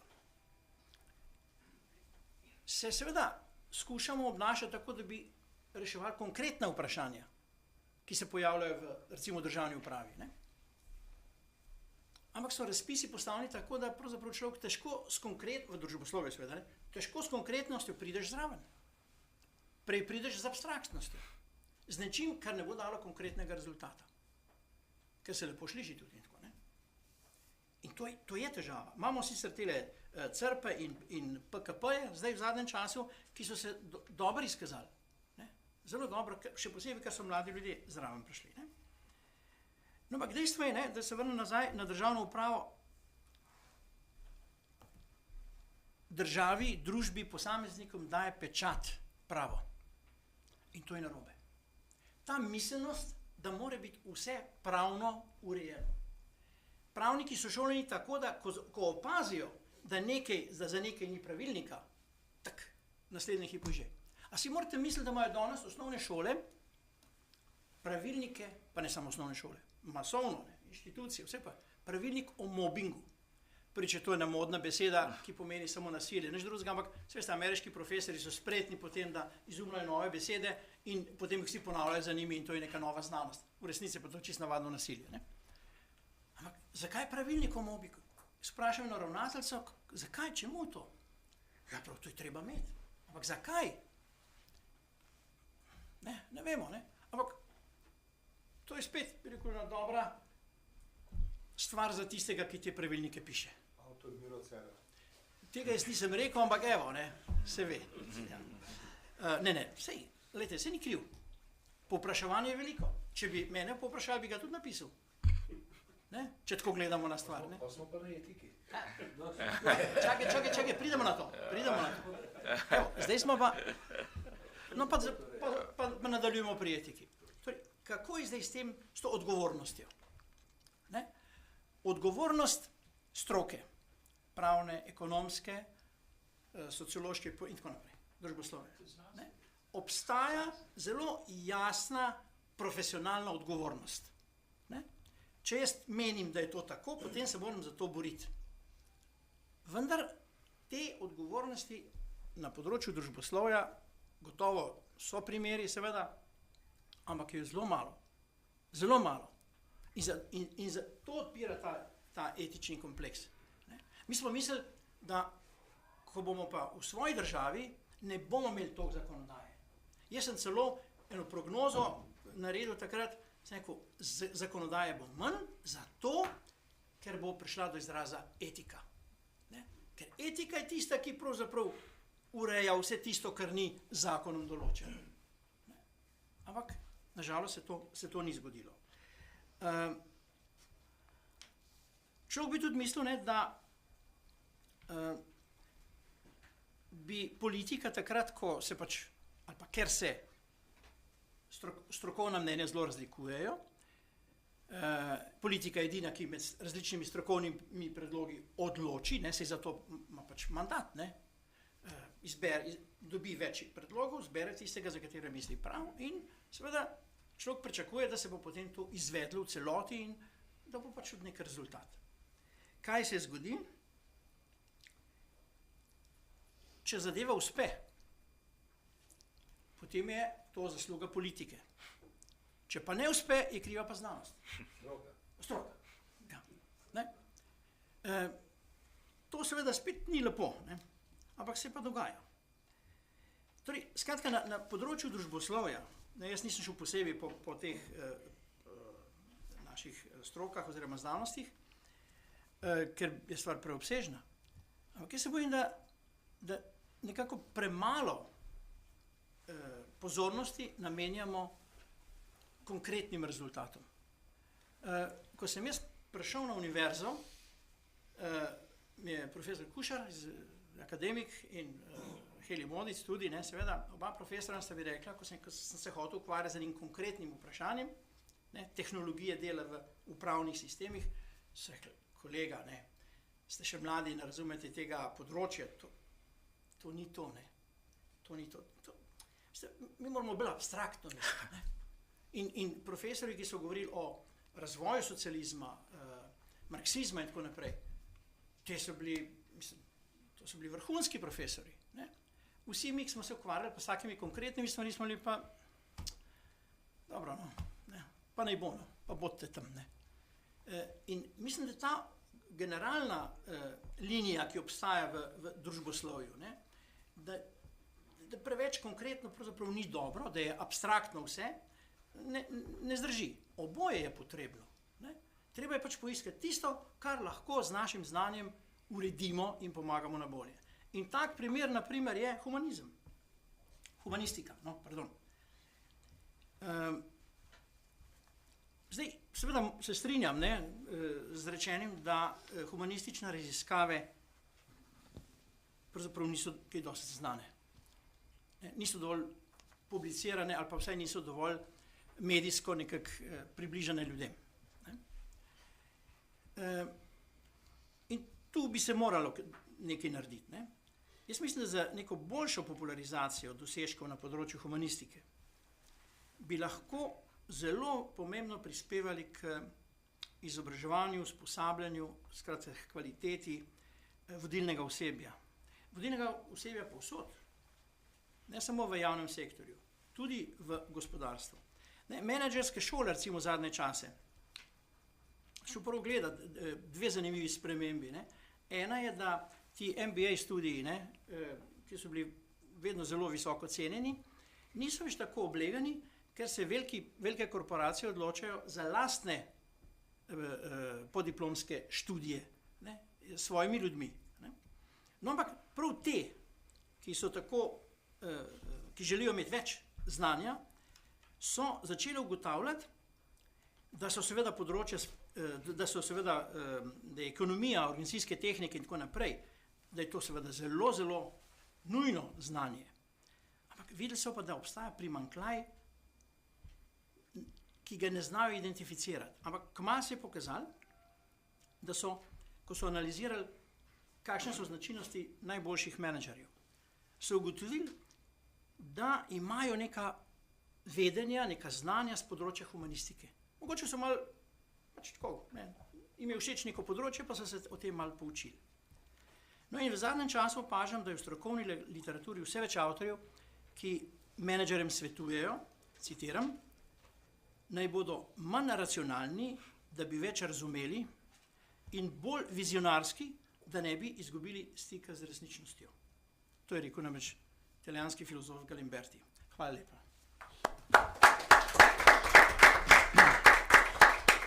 Najlepša hvala, Miha. Predno bi odprl razpravo, bi samo vskočil z enim kratkim komentarjem, ki kaže na to, kar je Miha pravkar razlagal. Pred parimi meseci je potekal en kratek simpozij, ki je nastal kot poskus odgovora pri oblikovanju in nastajanju novega zakona o visokošolski in raziskovalni dejavnosti, oziroma ta zakon je zdaj umaknjen iz razprave. No, ampak ne glede na to, ta razprava, ki je potekala na Novi univerzi z parimi govorniki, ki so poskušali argumentirano razpravljati, smo pravzaprav vsi tam prisotni dobili odgovor od državnega sekretarja, ki je odgovoril nekako takole. Vse, kar ste povedali, sprejemamo, ker je pač razumno, bili so kreativni pristopi, da tako rečem, brez nekega navijaškega vzdušja, ampak interesi na ministrstvu prevladujejo nad spoštovanjem ustave. Ja, interesne skupine, ki formirajo, ki oblikujejo take in drugačne predloge, so močnejše kot pa spoštovanje ustave. To se pravi, ne gre zdaj za to, da je kdorkoli, karkoli kaj med tistimi, ki smo sodelovali na tej konferenci, hotel kakorkoli kaj slabega reči. Enostavno nam je bilo rečeno, da smo mi v drugi fazi tisti, ki pravzaprav s svojimi pripombami, argumenti ne pridemo nikamor, ker so interesne skupine, ki formirajo neko zakonodajo in potem se ta potem realizira tudi naprej v parlamentu, močnejše kot pa strokovni argumenti. Kako? Nenavadno, da so priznali. Ja, to je bilo rečeno. Zdaj, pustimo imena in priimke, ker gospod, ki je to priznal, je bil bolj v zadregi kot pa mi, ko smo to slišali. Morda samo še to, da zdaj pa preskočim še na neki drug podatek, ki se mi zdi le pomemben, ker se tiče današnje konference. Pravkar poteka Frankfurtski knjižni sejem. Tam je objavljena vsa literatura, tehnična, strokovna, naravoslovna, humanistična in tako naprej. Do še pred nekaj let je veljalo v Nemčiji, da je grafična industrija, v kateri seveda je tudi knjigotrštvo, mediji, založništvo in tako naprej, najmočnejša veja, prihodkovno najmočnejša, da jo je prehitela seveda avtomobilska industrija in pa informacijske tehnologije, ki pa so to konec koncev tudi del teh temeljijo na humanističnih znanjih. Tako da pravzaprav to, kar se danes mi tukaj želimo spostaviti nek stik, ne tisto razdeljenost, ampak stik med različnimi udeleženci, so pravzaprav v svetu že zdavnaj pogruntali. Zdaj samo ne vemo, zakaj se pri nas to kar naprej deli, namesto da se povezuje. Morda še en primer, razpisi ARRS-ja so vsi strogo ločeni na humanistiko, družboslovje, naravoslovje in tehnologijo, se opravičujem zaradi mojega glasu. Vsi razpisi na horizonu so interdisciplinarni. Meni ta, kako bi rekel, ta različnost ne gre skupaj, ampak ne glede na to, v sklepni razpravi bi morda še kakšno na to temo rekel. Gospod Duhovnik je imel takoj en. Ja, jaz sem se oglasil zaradi tega, ker sem bil pač citiran o vrednosti točke, videla so oba dva javna uslužbenca in imava seveda plačo vezano na razrede, med nama je vezano na leta po 4% za vsak razred, tako da se date vse zračunati, ni noben problem. Vendar vi niste zaposlen v firmi, čeprav je to kao javni zavod, RTV, kjer so novinari na istem rangu kot strugarji za NC mašino. Pazite, ni nobene razlike. Žal, moramo tako povedati, ker tudi NC mašino zadaj lahko resno, CNC se upravičujem, upravlja samo tisti, ki ima primerno izobrazbo, ker je stroj vredno od 1 milijona do 2 milijona evrov. In ne možete tam zadaj postati enega priučenega, čeprav je samo strugar. Govorimo o podatkih, ki jih morda tudi iz družboslovja marsikdaj ljudje ne razumejo. Zato bom kar povedal, cel kup anket je bilo pripravljenih iz področja FDV-ja, kjer so nas tehnike testirali, kako bomo službo dobili, pa kdaj jo bomo dobili. In jaz sem vsakemu, ki je vodil to, odgovoril nazaj, zanima me, koliko imate v tej anketni skupini tehnikov naravoslovcev. Ne morete vi z FDV-ja postavljati anketna vprašanja, a smo nori? Valjda morate imeti integrabilnost vseh znanj, potem se pa pogovarjamo o anketiranju. Ne morete pa iz čist drugega področja skočiti na to področje. To je nekaj strašno narobe. Zdaj gremo pa še o glavarini, Veste, zdaj, ko že to govorimo o svetovnem vpetosti, veste, kako pa delajo tuje univerze? A kakšen sploh ve, kako delajo? Preprosto poberajo 10 do 20 tisoč dolarjev, 25 tisoč dolarjev, odvisno od univerze, od vsakega vpisanega študenta. In toliko potem dobijo in profesor na tuji univerzi je tisti, ki ima bjanko menico za prvo, drugo leto, tretje leto ga vprašajo, kakšne projekte prinese. To niso projekte piškave zgodbe ARSS-ja, 20 jurjev pa 40 jurjev, ker je traparija, ker za 40 jurjev še administratorko ne moraš imeti zaposleno za vsebino, da bi formularje vse izpolnila, ampak so to projekti od 200 pa do 2,5 milijona, kar je normalno, ker tako se delajo projekti. Pri nas se pa ukvarjamo z neumnostmi, ker imamo potem človeka za 50 jurjev plačenega, pa mislimo, kako bomo dobili. Zdaj pa, zakaj je dodatek, veste, zanimivo, kje so zrasli dodatki? Dodatki so zrasli samo v enem predelu Ljubljane. Na Viču ne, za Brežigradom da, tamle v medicini imajo pa tako dvojni šiht, se veste, malo na univerzi, pa poj še kirurški del pri privatniku ali pa v UKC-ju. In dajmo se pogovarjati ena na ena. In jaz vam povem, če bi to industrijsko prakso, ki jo imajo v vsakem podjetju, kjer je dohodek jasen in javen, to upeljali ne bilo nobenega problema. Gospod Leven, ki je govoril, da so zaradi tega neustavno naredili 2DDK firmo, zdaj da je imel bolj transparentni račun, ta je tipični krajinski arhitekt. Državno službo pa smekce sedi, pa sploh ne ve, zakaj jih sedi. Daj pa, da grem, da boste verili, študent po celem svetu je, Družboslovje skredo, na tablah je 2 jurja, ali pa 4 jurje. Naslednja je tehnika 5 jurjev do 7 jurjev, kjer je tehnika je naravoslovje pa matematika, in 10.000 so umetniške šole in medicina. To se pravi 1:5 ali 1:2,5 do 3,5. To je cement in od tega ne more noben odstopati. Potem se je pa zgodila preobrazba na Ljubljanski univerzi in predsednik upravnega odbora je postal en iz Bežigrada. Gospod Mramor, no, da ne boste tako čudno gledali, ne? In on je ugotovil, da je v bistvu denarja kar dovolj, če se pravilno orientira. In tako je prišla ekonomska fakulteta, recimo v tem istem razmerju, na 3200 in je denarja na študente ostajalo. In zaradi tega, ker je bilo treba stroške pokuriti, so pogledali, kako bi dali 24-urno prisotnost, ker imajo tudi na medicinski fakulteti. Zakaj sem ta primer dal? Poglejte. Občinstvo je tako, tudi mlajše, ne, ki mora razumeti, da v bistvu neki mehanizmi morajo veljati. In ti mehanizmi so pa v družbi morajo biti tako pošteni, da je v nekem razmerju, vse se jasno, kakšne ribce zmeraj najdejo. Ampak ne more pa biti noben kandidat za ministra, ki pravi, da je on mislil, da je to zakonito. To je pa cement, veste. Pade takoj na bananin olupek in frk, že leti. Pri nas pa ukvarja se pa polne z boksom, ima primerno stas in gre še v predsedniške volitve. Vse vemo, zakaj se pogovarjamo. Zdaj pa gledajte, še nekaj, mi bi se mogli v bistvu, če hočemo v tej družbi dobro, bi se bilo treba pogovarjati, veste. In ločene zgodbe med družboslovci in naravoslovci je to tipičen primer zaprtih zgodb. Če se ne bojo te dve skupini začele med sabo normalno pogovarjati, ne na političnem nivoju, ampak na strokovnem, na vsebinskem nivoju, potem zanesljivo nikoli več ne bo prišla 5., 6., 7. liga v oblast v tej državi. Ker je to prepovedano, ker treba delati establishment. Establishment pa se ne dela, kdo ima Porscheja, pa kdo ima večjo bajto, kdo ima več uma. Establishment v tej družbi ti gradiš z znanjem.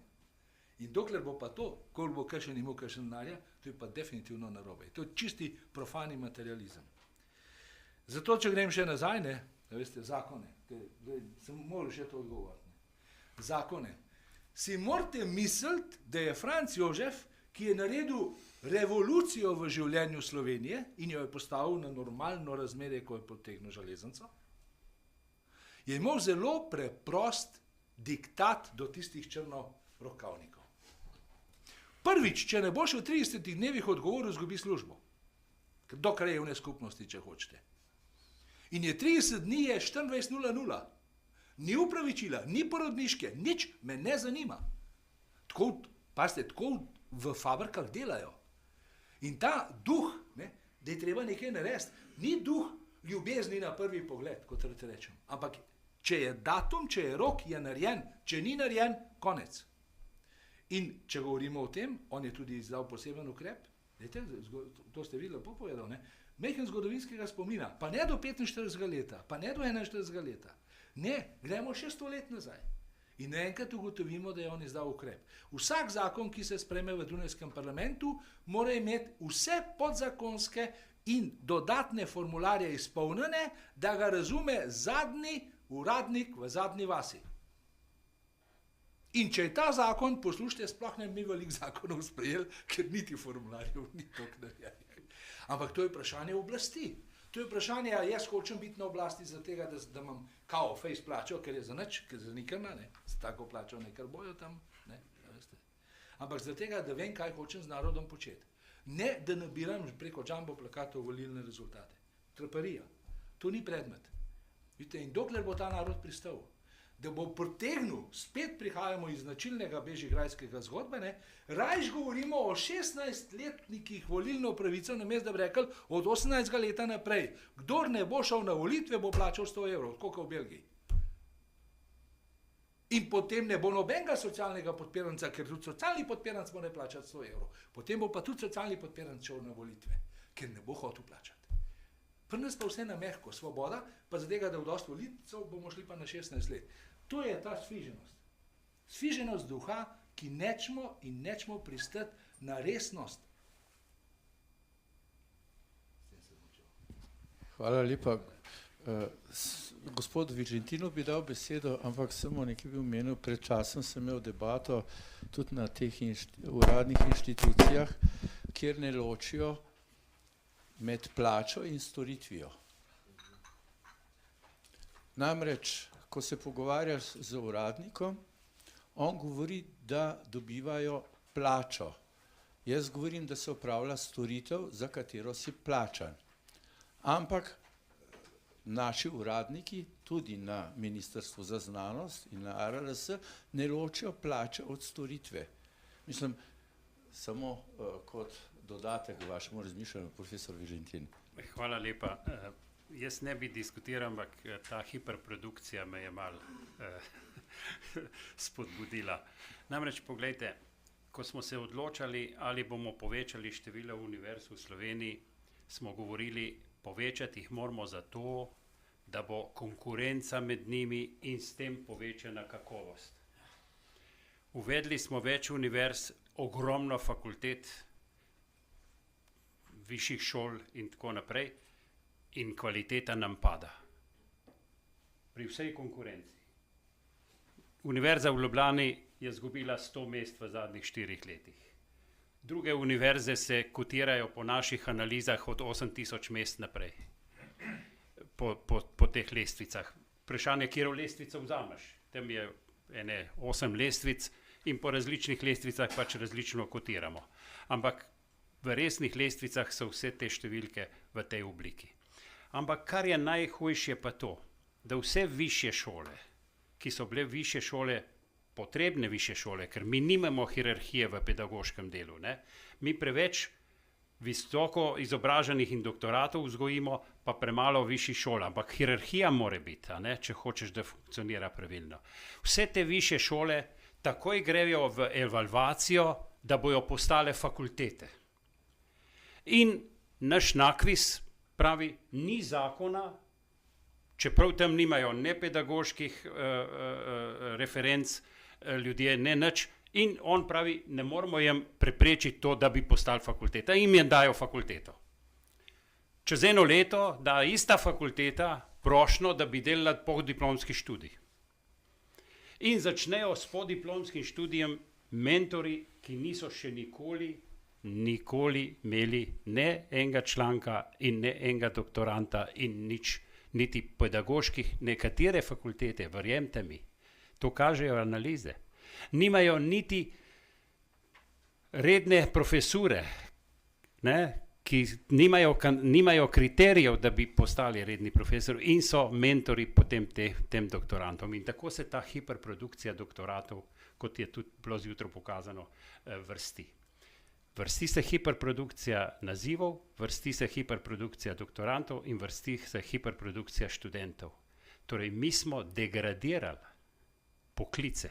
Mi smo degradirali in je tisto, kar je kolega rekel, da dejansko mi zavajamo mlade ljudi. Ampak, druga stvar pa je, poglejte, študent konča univerzo, fakulteto, diplomira, išče službo. Jo ne dobi, kaj mu ostane? Ali gre na cesto, ali gre v privatno, te najbolj hrabri grejo tja, ostali nekateri se pa vpišejo na fakulteto na 3. stopnjo.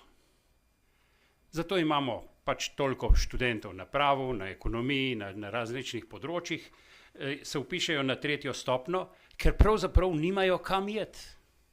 Nimajo kam iti. In s tem podaljša agonijo še za nekaj let.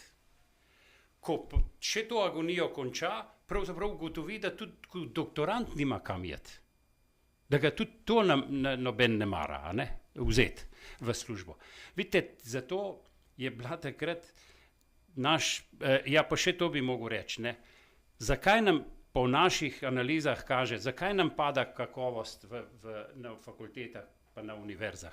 Zaradi tega, ker so kadri, ki so bili prej na univerzi, prihajali večina iz praks ali pa iz tujih univerz. Kar spomnimo se, strojna fakulteta je imela samo tuje tuje profesorje, ki so zunaj. Ja, tako, ne. Zdaj pa pravzaprav se vpiše na fakulteto in umre na fakulteti. In kakovost takih profesorjev je seveda slabša. Zato je ta kroženje pravzaprav med industrijo in univerzo tako hudo potrebno, da pripeleš svežo kri. A ne? Vidite, zato nam te kakovosti padajo in tudi te habilitacije, ki jaz ne vem, koliko poznate, ampak jaz imam en par primerov, ne, ko je habilitiran bil za rednega profesorja, pa nima nobenega članka, nima nič, ampak ker je pač na taki fakulteti v službi, so ga pač habilitirali, ker pač rabijo. A ne? Vidite, in naš NAKVIS, ko pride do habilitacije, ko pride do evalvacije fakultete, pravzaprav ima popolnoma zvezane roke. Ne more nič. Ne more reči, poslušajte, vi pa ne morete dobiti tega. Vi ne morete dobiti podiplomskega študija. Zakaj ne morete dobiti? Ja, zato, ker je v zakonu tako piše. Ga ne moramo mi preprečiti. Kljub temu, da ni nobenih pogojev za to, da bi se ta študij tam odvijal. A vidite, in to so ti problemi hiperprodukcije. Ampak ni samo v profesorskem in pa šolskem sistemu ta problem, ne? Je tudi izven, ne? To se pravi problem novih delovnih mest, problem kam z mladimi ljudmi, problem recimo pametnega vpisa, ne? Da ne vpisujemo preprosto, kakor se kakšemu zdi, ampak da bi le rekli, mi rabimo pač teh ljudi toliko na leto, pa jih dajmo vpisati toliko, ne? In dajmo tem profesorjem plače, ne reči, plačo boste dobili, če boste imeli 2000 študentov. Ne? Če boste imeli 2000 študentov, boste imeli normalne plače, če boste imeli pa 50 študentov, boste imeli pa nič. Ni tako, ne? Ker preprosto tako ne gre. Ne? In vidite, ta fenomen, ki se kaže, da nam pravzaprav kakovost pada pri vsej konkurenci, je res nekaj v osnovi narobe. Hvala lepa, se opravičujem. Imam besedo, dr. Zupan, samo en komentar bi dal. Pred, mislim, da 7 leti je imelo zasebno šolstvo v kompletni univerzitetni sferi samo še ne 3% delež. Dočim kvaliteta je pa že zdavnaj začela padati. Tako da jaz mislim, da je treba te vzroke širše pogledati, ki imajo najbrž že neko, kako bi rekel, tudi dedno tradicijo, pa še kaj drugega. Ne govorim za tehnične fakultete, ker jih ne poznam, ampak domnevam, da je posod zelo podobna slika. In tudi, če danes pogledamo, je zasebnih fakultet, ne vem, če doseže znotraj celotne številke študentov 10%. Se pravi, da so vzroki nekje drugje, ki pa jih vzroki, katere pa nočemo videti. Profesor Zupan. Ja, jaz treba le mečkan enega natočitega mehen čistejšega vina. Dejstvo je, da imajo univerze avtonomijo in se za njo zelo, zelo borijo. Dejstvo je, da leta 1996 so ustavni pravniki natanko povedali, kaj je avtonomija od univerze in da to ni absolutna avtonomija, ampak da so finančno odvisen od tistega, ki jih financira. Se pravi, da ne more biti popolnoma avtonomen, ampak so samo avtonomen sistem znotraj velike avtonomije, ki jo ima država. In zdaj pa gre za to, poleg tega imajo pa seveda zelo veliko avtonomijo, kljub vsemu temu, da so finančno odvisni, ampak imajo svoje in bi lahko. ADN pa popolnoma samostojno naredila razpise, nihče jih ne ovira. Država jih financira, se pravi v kosu. To pomeni, če bi imeli enega samega študenta, bi dobili isto. In ne zdaj govoriti, da se gre za to, da se znotraj fakultet, da se med sabo ne morejo zmeniti. To je prva stvar.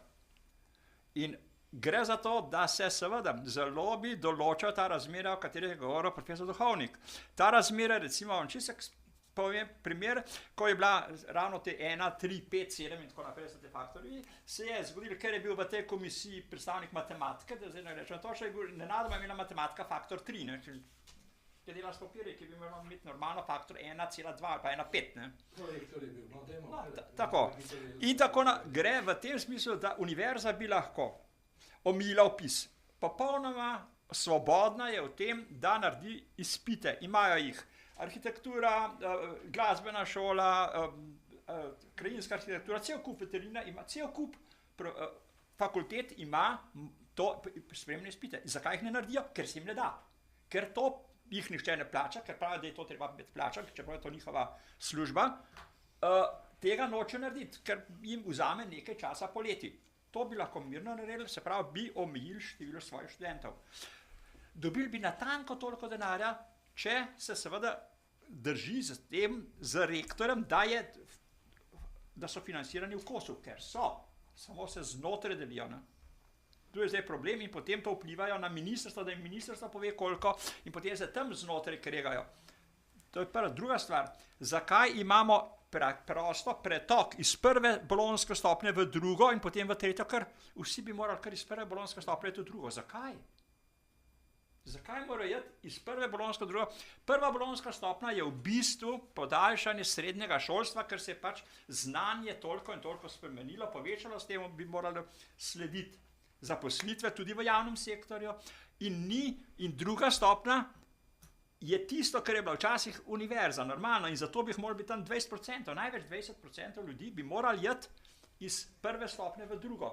To je super stvar univerze in ne vem, zakaj tega ne naredijo.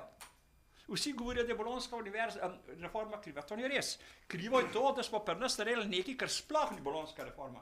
Mi smo naredili absurd tega, ker ni bolonjska poletje. Prej je bilo 400 programov, zdaj jih je 1000. To je popolnoma v nasprotju z bolonjsko reformo.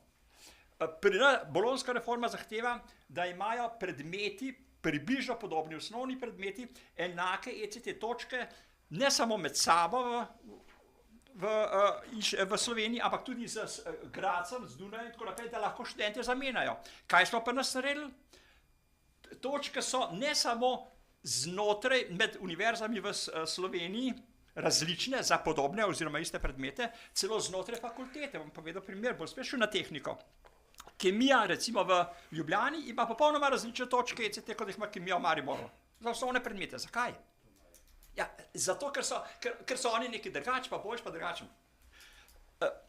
Recimo biotehnična fakulteta ima 8 oddelkov, vsi imajo kemijo, fiziko, biologijo in tako naprej, z raznimi poudarki, jasno, malo različen, vsak ima svoj predmet, vsi so različni predavatelji, vsak ima različne točke, za biologijo, matematiko, fiziko ima različne točke. Ne moreš prestopati, niti znotraj fakultete ne moreš prestopati. Mislim, zakaj?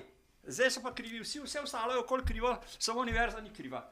Mislim, v bistvu je na univerzi popolnoma, mislim, neresnost je, ne? Univerza je v bistvu pri nas neresna, ne? In to je žal tako in tukaj bi morali narediti, mislim, lahko omejijo vpise, imajo vse orodja v rokah, samo treba se je tega držati. In jaz ne vidim, mislim, kar se pa denarja tiče, pa jaz mislim, da ga imajo preveč, ne? Zelo preprosto, bom čisto odkrito povedal, po moje ga imajo preveč, ne? Ker, glejte, če vi ne veste, kaj hočete, če vi ne veste, koliko študentov morate imeti na družboslovju, koliko jih morate imeti na tehniki, kolikoli, potem govorite, da imate premalo denarja, to neresno, ne? Če imate toliko in toliko denarja, omejite vpis za 30-40% in ga boste imeli dovolj. Jasno, da je pa treba nekaj profesorja bo treba odpustiti. Me so na pravo rekli, takrat, ko sem to predlagal, jaz sem imel te diskusije. Na pravni fakulteti so rekli, ja, potem bi moral odpustiti profesorje, pa sem rekel, koliko jih je bilo v Muri šlo stran. Mislim, gledajte, te stvari so zelo, zelo, jasno je, da če je nekdo profesor, jaz mislim, da bo veliko lažje najti službo, kot pa delavka v Muri, ne? To je sicer zelo grobo in grdo rečeno, ampak v nekem smislu je pač treba določene reči pač postaviti v tjezbe. Zato je tudi moj predlog o tisti združitvi univerze, pa s tem bi se jasno zadeve zmanjšale, ker jaz domnevam, da bi se zmanjšale, ker vsi na inštitutih niso sposobni za univerzo, ne? In vsi na univerzi niso sposobni za delati oboje, ne? In tu bi bilo treba kriterije, tako približno, kot so v Nemčiji naredili, ko so združili te reči.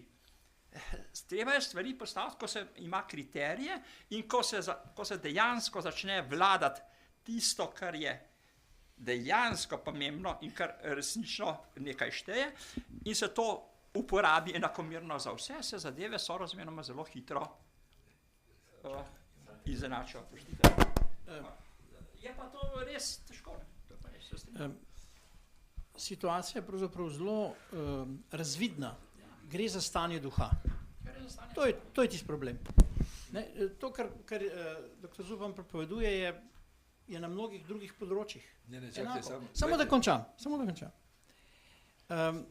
Univerza, recimo Ljubljanska univerza. Jaz se spomnim, jaz sem ta zadnjič dekan iz leta 98, ne?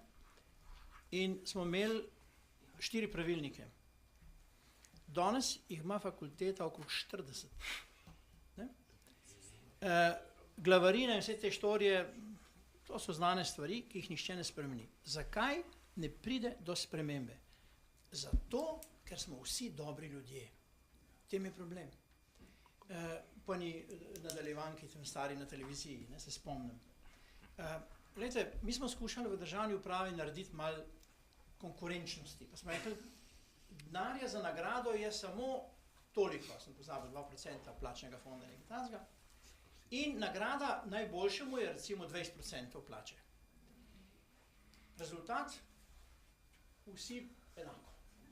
Vsi so pridni. Pa smo rekli, dobro, to ni bilo dobra ideja. Dajmo iti na, kdo se šola, kdo se izobražuje, kdo vlaga v znanje. Če je takšen, je gotov dober in dobi neke točke in ker dobi točke, napreduje. Kaj se je zgodilo? Tisti, ki radi hodijo na seminarje, so imeli čuda točk. Ampak to ne pomeni, da so bili na svojem delovnem mestu uporabni. Ampak bili so pa super. Sem rekla, to tudi ne gre. Gremo naprej. Ne šef zdaj pokaže, da je ta prav šef in ne reče, ta je dober, ta je manj dober, ta je še manj in tako naprej. Ne? Rezultat ocenjevanja javnih uslužbencev je, da je v obdobju 5 let, ko sem jaz to pač spremljal, recimo do leta 2012-2013, 90% javnih uslužbencev ocenjenih z oceno odlično. Kako v šolah? Ne? To se pravi, ta egalitarizem, ne, ki smo ga prinesli s sabo, ga imamo v glavah, močno škoduje.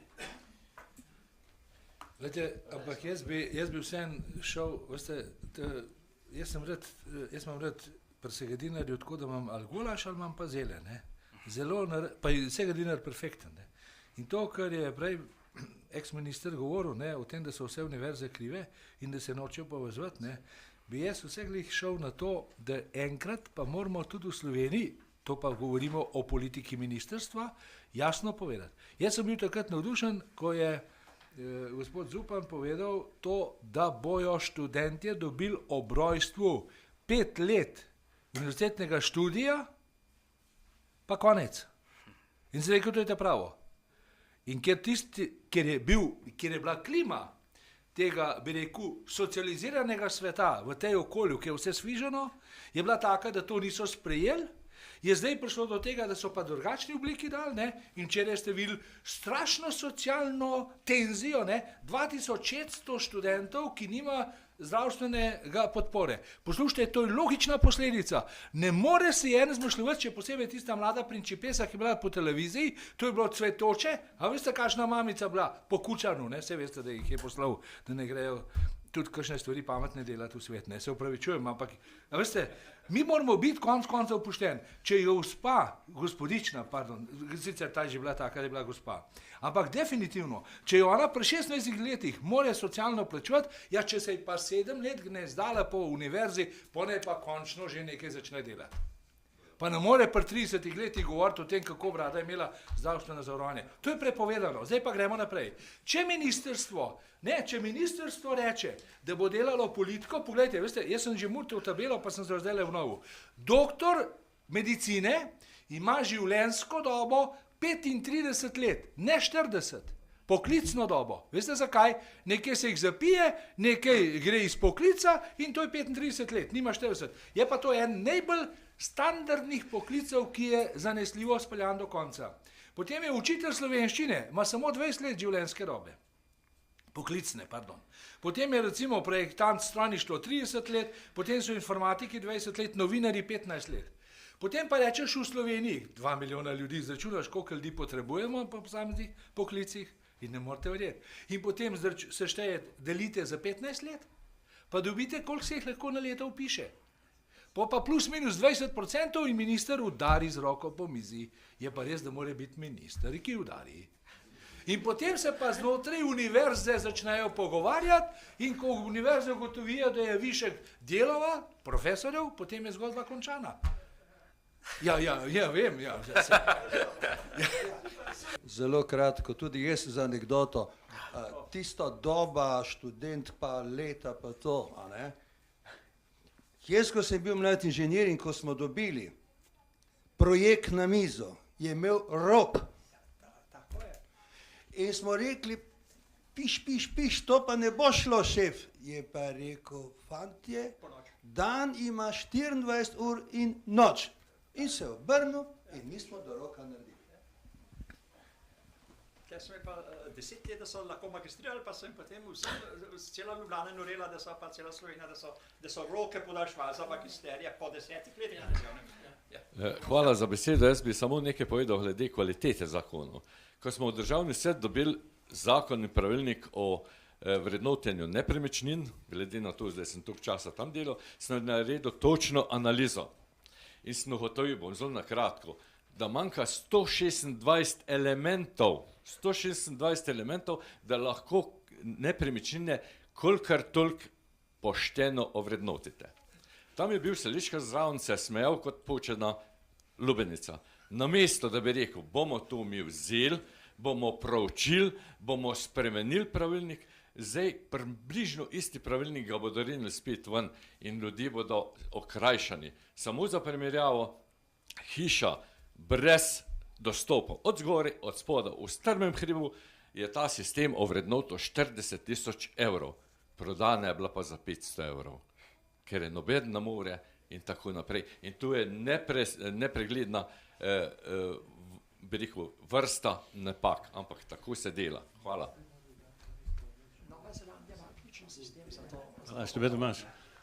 Poznate to rečenico, ne jamram, jaz delam. Veste, lajanje v luno ne koristi nič za tiste, katerim bi morali postaviti dejanske zahteve, se množično upreti takim, rekel, predpisom, ne, ali pa odločitvam. In to je naš glavni problem, ne samo pri vas na univerzi, med ljudmi, ker je to posledica tistega, kar vi počnete na univerzi. Jaz sem se boril za administracijo, da bi prišel do nekih podatkov, ki jih rabimo za to, da bi inženirji naredili aplikacijo, ki je koristna za vse ljudi. Vsak uradnik mi je rekel, ja, se to je pa dobro za nas, za mene, jaz bi pa to želel imeti. Ampak ni pa poskrbel za to, da bi premagal predpise, ki so ovirali njega, omejevali, oziroma se izgovarjal zaradi predpisov, da ni naredil tisto, kar je dobro tudi zanj. Od predsednika vlade do informacijske pooblaščenke in ministrstvo vmes. Žalostno.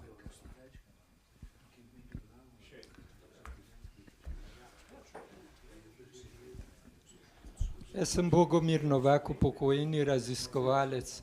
Za konec bi navedel 5 vprašanj, ki so ostala odprta, morda so bila implicitno že zastavljena,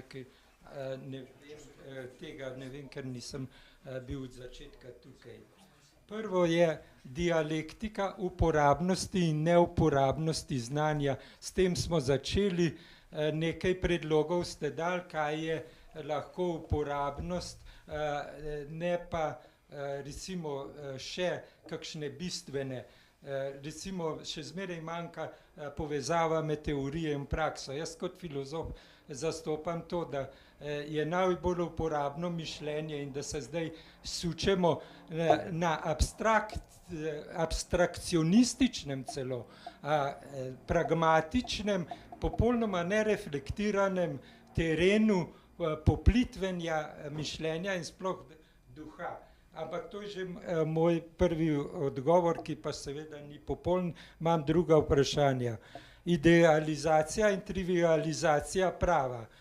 Primer je tudi naš inštitut in tudi drugi, pa tudi šole, ki so vse najemale po tekočem traku pravnike, noben pa ni najel prevajalca. Kajti, če hočemo biti razumljivi, kot ste prej omenjali, da je to eden od kriterijev uporabnosti, potem je pač treba, hočeš, nočeš, prevajati ene misli v glavo druge, kajti drugi ni isti iz istega testa, kot sem jaz. Nismo socialistično, kar vsi iz istega mesa in istega testa, ampak je treba upoštevati diference. In zato rabimo prevode. Primer so seveda tudi tisti v Bruslju, ki so se delali, da že ptiči na strehi čivkajo angleščino, v bistvu je pa nihče dobro ne zna. Morda nativcev Angležev te bi izvzel.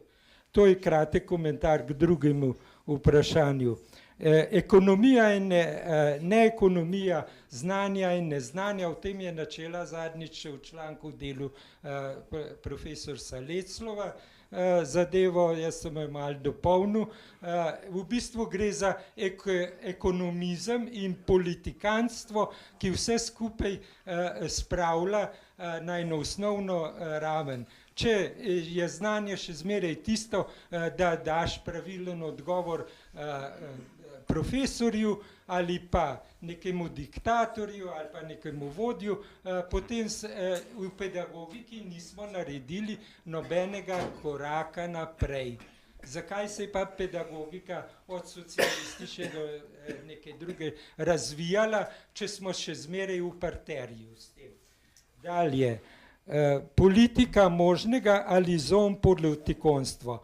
Imamo upravka z realno politiko destrukcije, imamo čedalje več diktatorjev po svetu, mi Slovenci v 20 letih še vedno slabo razumemo demokracijo, se pravi, da politika možnega je neka hipotetična predpostavka, v katero nihče ne zagrize, dokler je v določenem mandatu.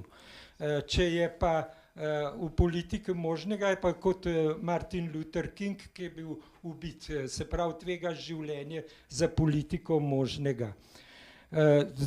Petič, zakaj ni mišljenje opravilo svoje naloge, to je filozofski problem, o katerem bi rabili nov simpozij, ampak odgovorila je pa že Hannah Arendt, ki je odkrila totalitarizem nemišljenja, ki funkcionira pač v vsakdanjem življenju, to življenje funkcionira totalitarno, ker se vsi nečesa bojimo, se pravi, da še nismo prišli na teren svobode, ki je svobodno mišljenje, pa pogoj vsakega drugega in drugačnega razvoja. Hvala lepa.